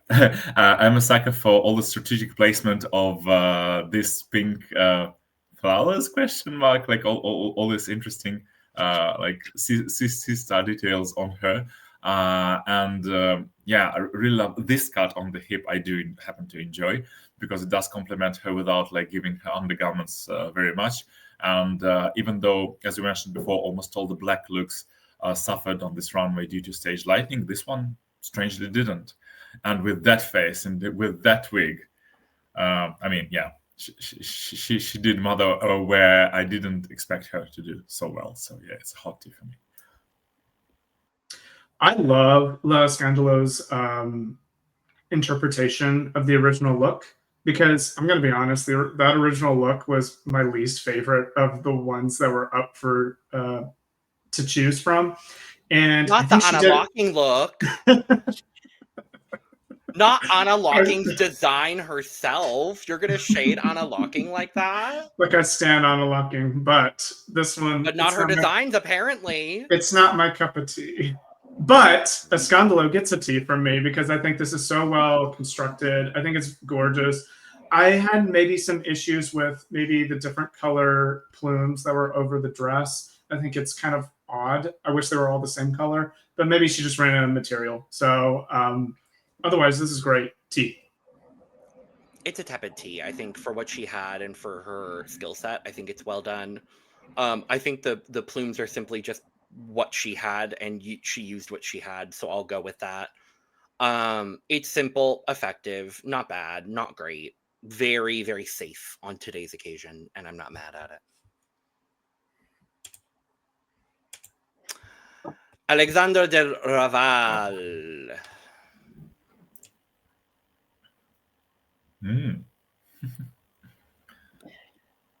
My biggest problem with the look is the way she styled it. The bra, I like the bra, I like the corset, I like the skirt and the overskirt. If she took off the whip and she took off the boots and gave it a black pump, I would like this look a lot more because I don't think those details add to it. I think they take away from the look that she made. This gets a bag from me. Oh, that's interesting. I mean, I would have in this scenario, I was very impressed, especially given how the first half of the episode, Alexandra was freaking out about her non-existent sewing skills, about she's like the only hot glue girl of the cast. And with all the help she did or did not get from other contestants and Nebula, this turned out to be pretty cool. I mean, I love the clash of the patterns. She was also one of the girls who had one of the hardest, as for me, originals to redesign, like the inspirations from Rossy, and this actually turned out to be pretty cool. This could it be the girlfriend of that Danish royal guard Nyx was interpreting in the first category tonight, with whom they swap clothes in their couple regularly. So this is kind of it. This is Clash of the Patterns. I'm not exactly mad at. I see there are some styling issues definitely, and maybe proportions because hips and legs give it kind of spiderish vibes with just not enough limbs to be a full spider.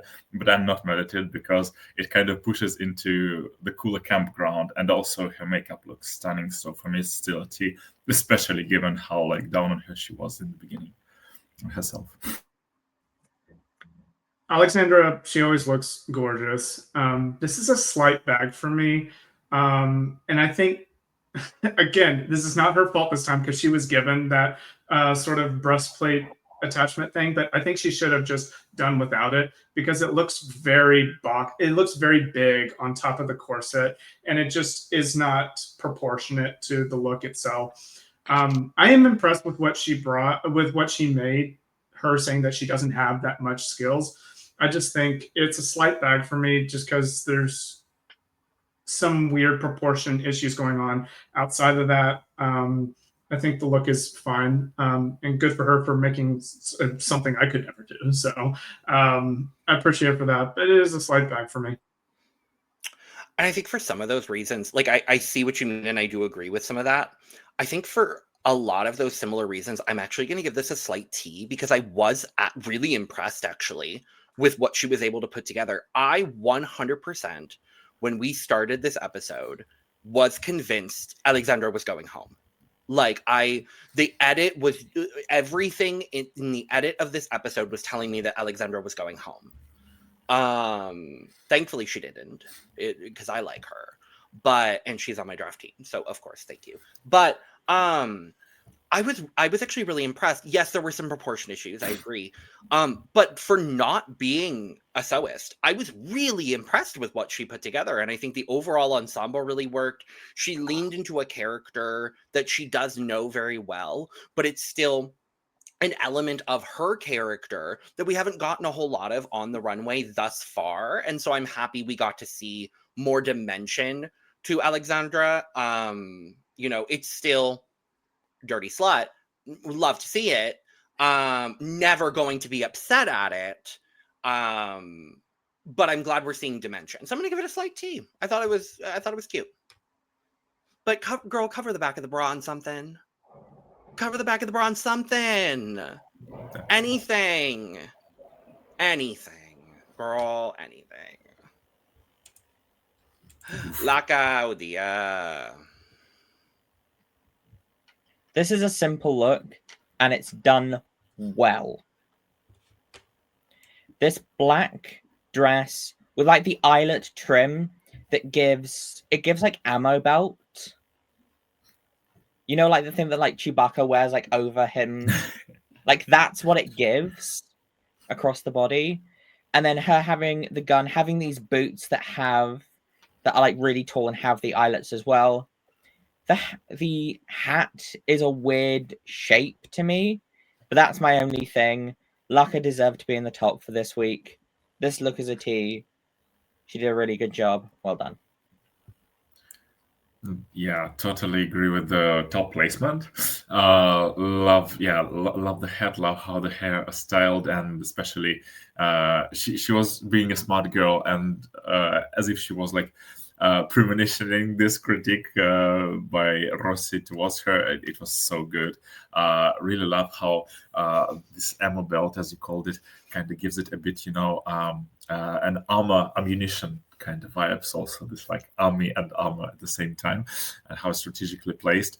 I love the overcoat, the styling, the pistol, the performance of it all. Yeah, it's like very huge hot tea, almost chai grande. This was my second favorite look of the constructed looks for me. I love, again, RuPert, you said how simple it is, but executed in such a great way for Laka's interpretation of drag completely, because it is this political statement, this anti-fascist statement that I love. I love her aesthetic in general. It's kind of like,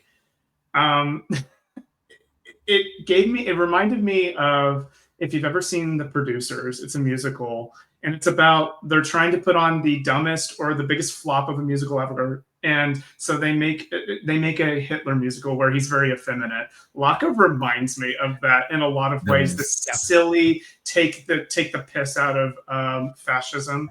And I love her perspective of drag and making it a political statement, but it's also fashionable and she looks gorgeous. Chai tea grande for me for this look. I was watching with my roommate, and it took this runway for him to casually make the comment, "Oh, I feel like Laka's drag is a lot of like military looks." And I was like,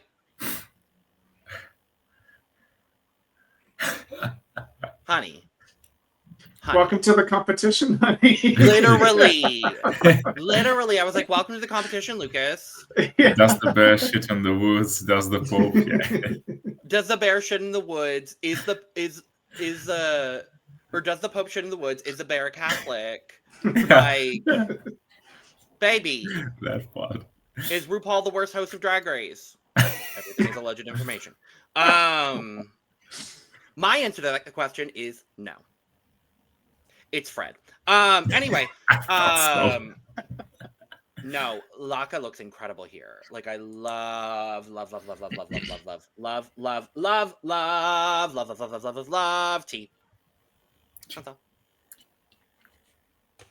I was like, where the fuck did my mouse go? So we can talk about Ava Harrington, because I would like to.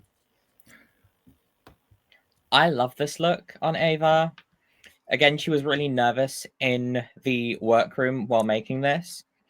This gives like sexy lady in her boudoir, waiting for her client to walk in. Sexy. I love the fact that she did cover the bra with this fabric and then do like the black over the top. I love this. I love the fact that she's got the slit within the black coming off it as well, and then the red feathers.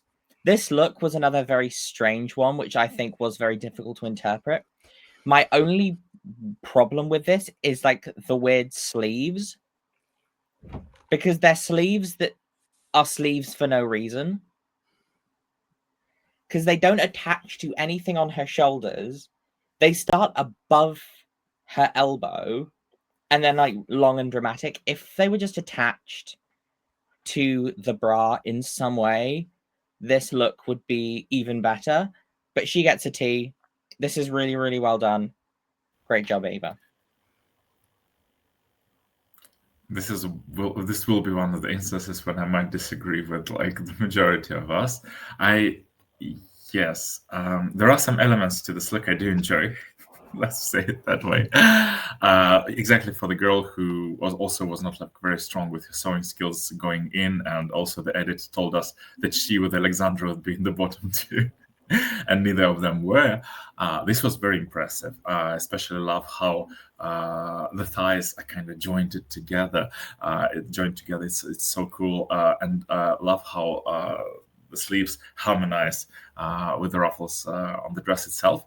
I know that construction-wise it would be made pretty impossible for her or almost everybody except for one girl we're going to talk later on, if the sleeves would be like a reveal, like the gag when they would explode like as flowers. That would be maybe cooler. But my issue with it is that overall it kind of looks like it's a bit dragging her down, and especially I really don't like the midriff section of it. I know it's like just maybe a nitpick from my part, but I would give this a slight bag only because of the proportions. But still, I mean, she achieved lots of stuff. When I saw this and thinking back to her being like, I'm so nervous and everything, I was like, girl, where? You are totally fine. This look is great. This is a T for me. I know I said earlier about same silhouette, but you know what? With constructed looks, go with what you know. Go with what flatters your body well. And this one like leg slit, like really, she looks so great every time she comes out in it. This is T for me. The way this was top 5 of the design challenge looks for me, like I was thoroughly impressed with Eva. I get the critiques. I understand what y'all are saying. For me, everything worked so perfectly together in this look. I loved it. Full tea, hot tea. This is one of my favorite things Eva has worn this season, and it's wild to me. It's wild to me. It's wonderful. I love it. I love it. I love it. I love it.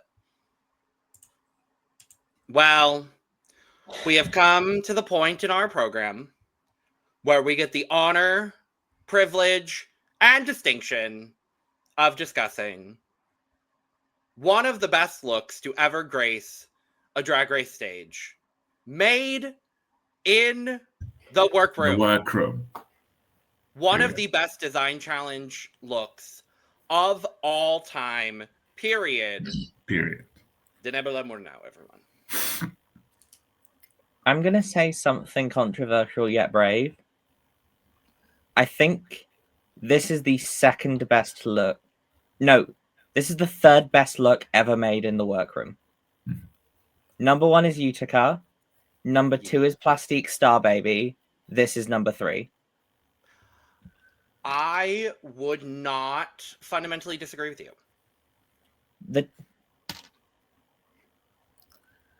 Oh shit! Wow. The chai tea, the highest of chai tea grandes. The highest of chai tea grandes. I would, if I knew where Denebula was, I would run to her and I would place this on her head because she fucking deserves it for this look that she made. She won this challenge by miles, and it wasn't even fair to any of the other girls. And I love the fact that she was praised for this, because if she was on a season with RuPaul, she would have been safe. And I thank you, and I love you. Incredible job, Denebula. I hate that you're so right about that too. You're very right about that. I would keep it like short and very sweet. This is a royal chai tea grande, the humongous dose. This is the chai that has overflowed the entire palace. This is like a flood of phenomenal chai. This is literally one of the most gorgeous things I've ever seen, and I'm not even into black and white usually. And this is like phenomenal. How can you deny it? Yeah, this is my favorite look of the constructed looks by far, by a mile. It's art. It's absolutely gorgeous. I love the long flowy arms. It reminded me of another alt queen who won a design challenge, Ugacio Cliente. Her little like mop fingers look that was so gorgeous from season 1. I love when alt queens come out and then they basically tell the judges, no, you're not going to overlook me. You're going to give me the win. I love that. I love that for Denebola. Oh my gosh. Chai tea grande.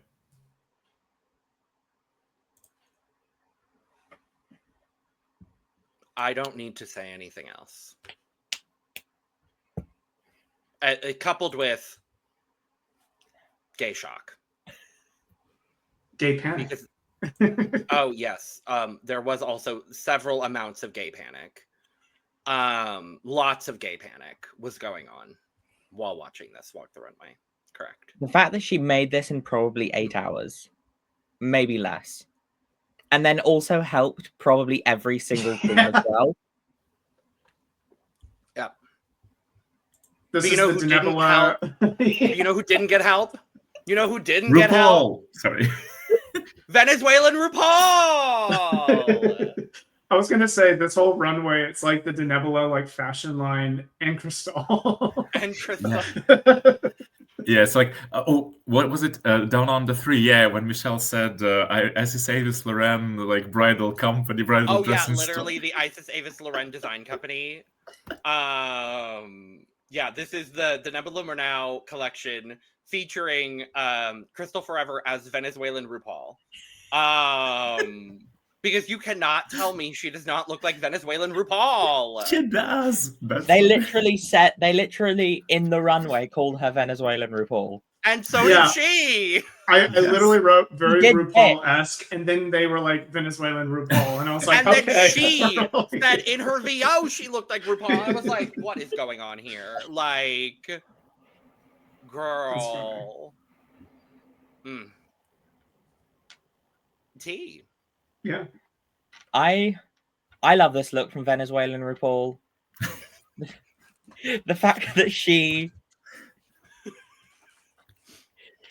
that this ruffle she had to make herself is great.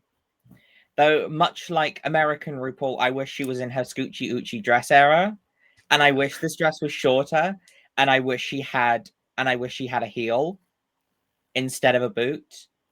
Because just like American RuPaul, I want Venezuelan RuPaul to show legs.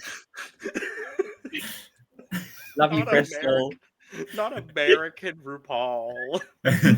Now we're gonna call her that forever. I believe it will stick. I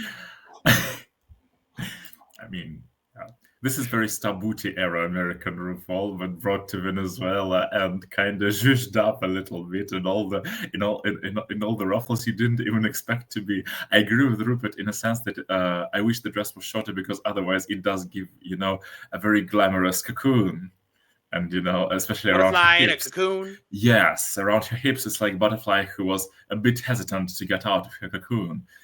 She stopped at her hip area and said, "These knee ducks look great in my cocoon," but otherwise it's still a great look and it's tailored pretty well. And how she sold it and the makeup made me laugh so much on 2 rewatches. So yeah, it's absolutely hot tea for me.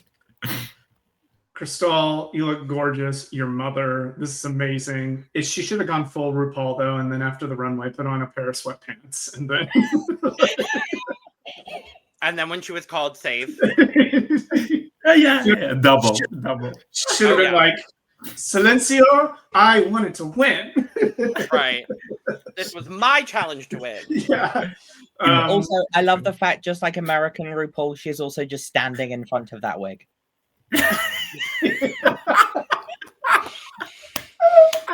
Oh my god. Oh my New gosh. references. But just imagine for a second red rhinestone sweatpants. How it's going. Oh my god. We're not being shady. RuPaul herself admitted she puts on sweatpants behind the... We all know she does. Several guest judges have confirmed.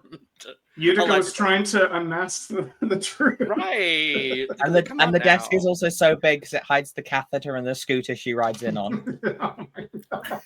Thank you, Jimbo, for that joke. Everything is alleged Oh, shit. information.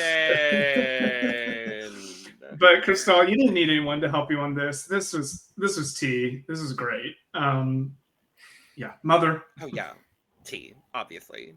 Hello. She fracked this runway. We are going to stop right now.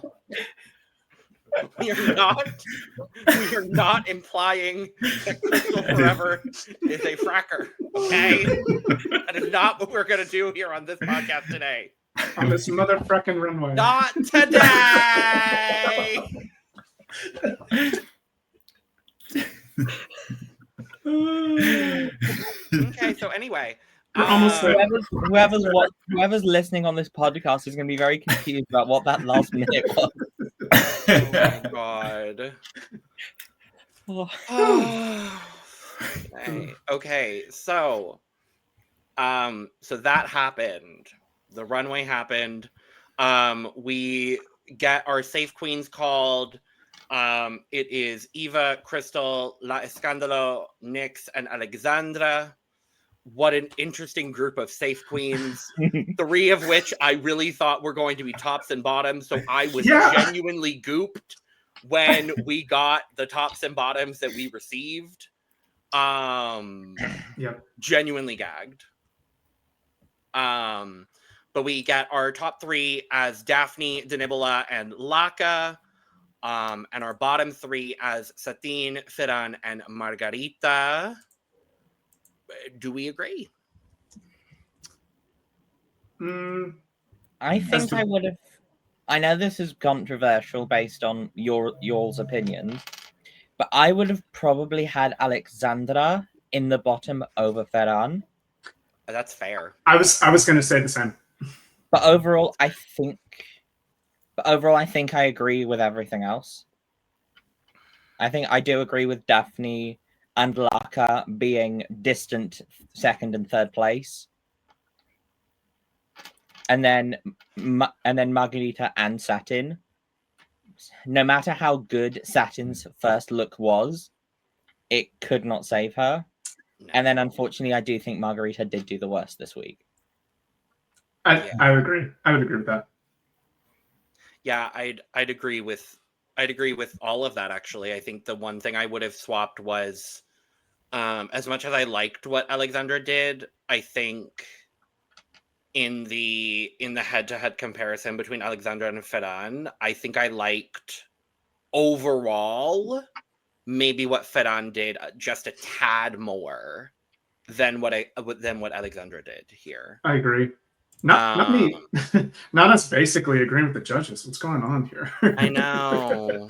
It's weird. Let's watch UK and have more divisive opinions. Oh yes. Yeah, don't worry about that. But watch our UK coverage to find out how much we disagree with RuPaul, Michelle, and the producers. Correct. But yes, we get our judging. We get an ova from Unlocking to Denebola, and we get the first ova ever given by Javier Ambrosi. And the crowd goes mild. The crowd goes tepid at best. Yeah. But Denebola, I'm thrilled for Denebola. I'm thrilled for Denebola, but like, baby, no one cares. No.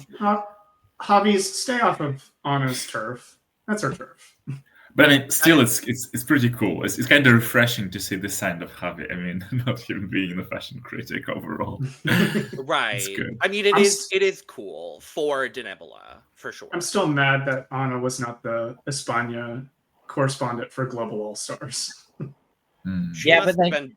I think she was booked and blessed doing some fashion show while they, She's while they were amazing. filming. Well, Yeah, yes, she's and the qualified. Javis were not booked for anything else. Though honestly, I wish they just had Raven and then like a random queen come in to do the Snatch Game of Love instead. Ugacio Crujiente. Imagine Ugacio stand. and Onyx as deadpan guest judges, guest players, sorry, on Snatch Game. That would be Oh, do y'all not know? Mm. Oh yeah, cool to see. Oh, Ugacio was there. Ugacio. Allegedly. Ugacio Ugacio. was there to film Global. What Ooh. happened? Great question. Everything is Who was- alleged information. He was Whatever. removed, and I also think a cast of 13 was even worse luck for Global, and they already had pretty bad luck. But of all I people mean- to cut, Just send her to Why? Who would Project you have cut, Runway. Logan? Okay. anyway, let's go to Untucked, where they do some Feelings are being Untucked felt. things. Yeah. Feelings are being felt. Crystal and Nyx are Nick- fighting again. Yes. I will say, I thought Crystal was very funny in her confessional. She was basically quoting the Mocatrice song about Nick. I loved it. I Which- loved it. I work out to Mocatrice because that is such a bop. Shout out to Mocatrice. I love you for that, honestly. It's such a bop. No, I love it. And I'm here for it because it is a bop and I'm obsessed. I feel like if I was to Um, work out to one of the España one lip sync songs, it wouldn't be that. It would probably be Cuando tú vas. Cuando tú vas. That lip sync lives rent free in my brain. Also, Because the it's fact just that pure Poopy Poison chaos. can do a split is just also insane to me as well. Yes. She didn't lose that lip sync. I will stand by that opinion until the day I die. She did not lose that lip sync. Honestly, they should have just done a final four. Oh I no, mean, someone lost that lip sync. Mhm. It was not Poopy. But let's be honest, no one was winning that season but Carmen. Correct. Oh, yeah. Yeah, I love my favorite part of this Untucked is Nyx is talking about how she hasn't slept and she put a lot of work into her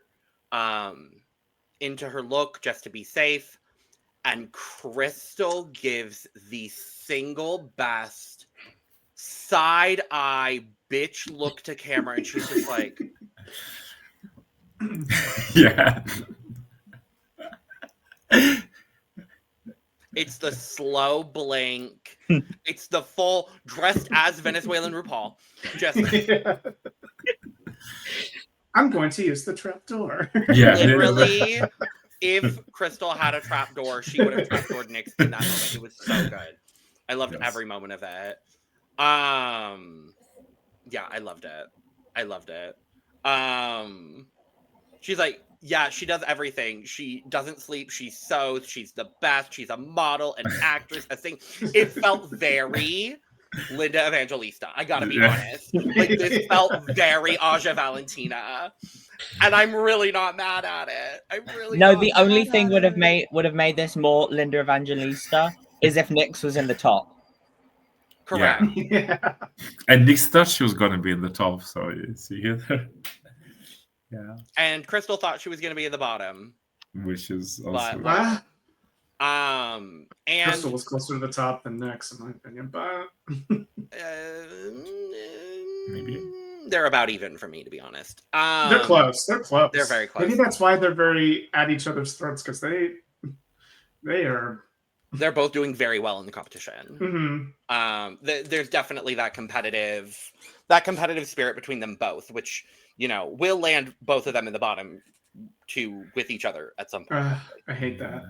But probably. We're gonna experience this again. Yeah. And then everyone comes into the workroom after critiques, and Satine is ready to go home. I was shocked when she said that. I was gagged. I was really confused because Satine has done first of all, she's had a wild 3 episodes. And it gets wilder. Oh, yes. Because she got an incredible entrance to the workroom and everyone loved her. She did an incredible talent show, was in the top 2, then lost the lip sync. Then in the second episode, did okay, but due to everyone else doing great, she was low, had an incredible runway and was saved. And then after her critiques was like, yeah, I want to go home now. And I was like, huh? And then it gets even wild. Yes. I see her as like a front runner. I'm very shocked she's like feeling like she's out. I'm like, everybody just did well. It's just one of those weeks where you did okay and everybody did great. So Absolutely, yeah. And we had many a design challenge where this bottom 2 would be safe as all hell in Drag Race history. Even in Drag Race España history, like there were so many times where this bottom 2 would have been safe. Yeah, if they were both on season 4 in the first episode of the ball, they both would have been safe. I would say season 1's ball too. I mean, design Yes, too. that one. Because Poopy And Macarena and Dovima. All will. Oh. Anyway. love Poopy though. I love you, Poopy, if you're watching. Yes, that part. Can't wait to see her cameo appearance on this season because you know. Oh, I can't wait to see. Yeah. And I she can't will. wait to see her. Like, I will be Really? expecting and demanding it, España. There better be a Poopy Poison cameo. Because her exit line on España All Stars was like, I was in season 1, I was in season 2, I was in season 3, I'm here, I'll be back. And she's been in every season, so. But let's talk about our results because we've got a lip sync to talk about. No boy, is it a lip sync. Our winner, deservedly so. I was worried they wouldn't give it to her, but they did give it to the number 1. like, duh. Duh. I was worried. So But- was I. Hey, they actually did it, and I'm thrilled about it. So, yay! You the made the Nebula. correct choice. Correct. Now here's where things get a little bit spicy. So, we have our bottom 3, and we still have the debacle of Nori's half a heart. Why did none of us think last week that she would obviously fucking give it to Satine? I Like, don't know. as soon as they started bringing it up, I was like, oh, duh. Satine is like the only person that helped Nori at all in the competition. Like, of course she's going to give it to Satine. And then she did. So we do find out that Nori gives her half a heart to Satine. Satine now has to immediately use her heart to save someone from the lip sync. So save herself, save Ferran, or save Margarita. And she saves Ferran.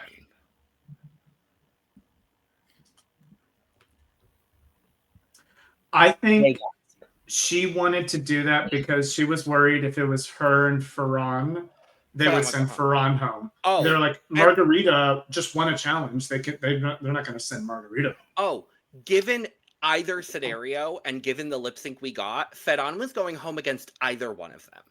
Mm-hmm. Oh, fully. Like, Ferran was going home.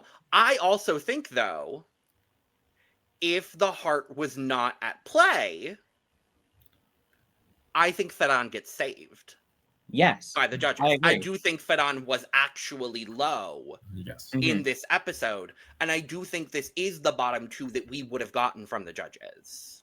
Yeah, True. I agree. So, But also Ferran being so overwhelmed with emotion, like literally crying, hugging, kissing Satine, and then Satine being like, "Hold it together, babe," and then her basically crawling up those steps to the back of the stage and she was like, bawling. it was wild. A lot of I was emotions happy to were see saved. it. Hey, she just got saved. It's not Yes, safe, Rick. it's saved. There's a difference. But yes, Ferran is saved with the with the heart. Well, if Satine gets another heart, she now can't use it because her half was used, so she's down to 1. And she's No, down she to is 0. Yeah. And then She has nothing. You get nothing. You lose. Good day. And I have a very good feeling whoever is eliminated next is giving their half a heart to Satine Yeah. to make it Satine's even. gonna get another whole heart again. Satine's gonna get everybody's heart. Was Like, right? Yeah. this calculated? I don't know, because if she saves herself and let Margarita and Ferran battle it out, I mean, yeah, it would be just a different vibe, and yeah, it's just not the mother I behavior she mean- did. But this thank you, definitely Satine. was- I'm very happy. Well, we'll get to the lip sync. I was very happy that we did not get a Dovima situation. No. Iconic situation. Loved that lip sync, but I'm happy that Satine fought for it. Yes. I was gonna say thank you, Satine, because it provided one of the best lip syncs of all time, in my opinion. Una Estrella and Miardin by Maritrini. Let's go lesbians. Let's go lesbians. As I wrote in my notes, España knows how to ballad. Yeah. And they know how to ballad well. España and Philippines know how to ballad. And also the one thing is that I like that they do multiple ballads. They don't just do one a season, or they don't do one at all. Or have the ballad be a mid-tempo song that isn't really a ballad. 17. Sorry, what was that? And also a ballad on episode 3. A ballad on episode 3? We did get it on España though before, yeah. I mean, for España, it's quite a tradition, yeah. It is, yeah. On season 2, Un Año de Mi Amor, yeah, and he's back again. And but yeah, sorry, go ahead. I was going to say Carmen Farala's wet wig in the finale. Oh, yes, obviously. That is one of the best. For last season. Oh yes. Great. I mean, España. A giant piece of paper with all the words on it. Oh my god, that was so good. It was. Oh my god. But this lip sync. The bowling spirit of Ferran was just descended on everybody because everybody was crying their eyes out. Like Rossy de Palma, both Javis. Even Laka, who is so unbothered all the time, was crying. Yes, Laka was like feeling her feels. Every single queen's mascara, every single person's mascara in that room was running, including especially Calvo's.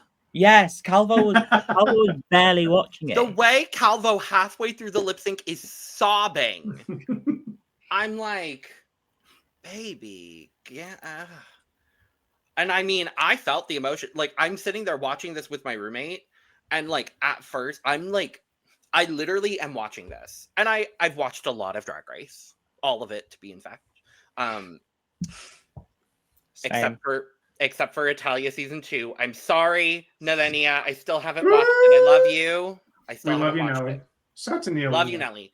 I did tell her I would have to watch it, and I'm still planning on it. There's just a lot of drag right now. But I've watched so much Drag Race that when they split screened in the first 10 seconds of the lip sync, I said, no one's going home. Like, I knew immediately. I'm like, oh, it's a split screen. No one's going home. Great. Cool. Yeah. I can enjoy this lip sync. Like, I'm just like, okay, cool. I'm going to sit back and enjoy the show. And my roommate and I sat in silence watching this lip sync, just mesmerized by the performances that we were watching. And we sat in silence through the first save. And then I was like, oh, they're saving her too. Like, there was no doubt. And he was skeptical, and I was like, no, they're saving her. No, they're saving Satine. They're absolutely saving. Like, there was no doubt in my mind. But also the way that Supreme was basic, Satine, you want to quit? Like, you want to go home? No. But we want you here. No. Nuh-uh. We don't allow it. No. You make too good TV. You're too much of a mother. You deserve. Get out of your own head. This lip sync was. Oh my god! This will be on my end of year top lip sync of the year list. 100% without a shadow of a doubt. This is what I love about Drag Race. Like just getting to see two artists. And also like these two experienced queens knowing exactly what they're doing. Mm-hmm. Like if you had two younger queens giving this song, they wouldn't give it because they wouldn't know the importance or how to deliver it. Because like any queen can perform a high tempo dancey song, but not everyone can do a ballad. And like if you can do a ballad and do it well, yeah, I think ballads are so much more. I don't know. For me, they're just like captivating. One of the best lip syncs I've ever seen. I saw Quimbra Jete. She literally was just sitting the entire lip sync, and everybody got. I was goosebumps. Everybody got up, stood up, and applauded at the end because it was such a strong ballad, and it was just. That's a skill that is so incredible to see. Yeah. One of my favorite lip sync performances of all time is you should search this. It's Sasha Colby performing My Mind by Yeba. And the way because it's song based on a woman losing her mind because she finds out that her longtime partner has been cheating on her. Mm-hmm. And the way that she performs that song is impeccable. And it's just like, ugh. Shout out to the after the pod. Yeah. It's just.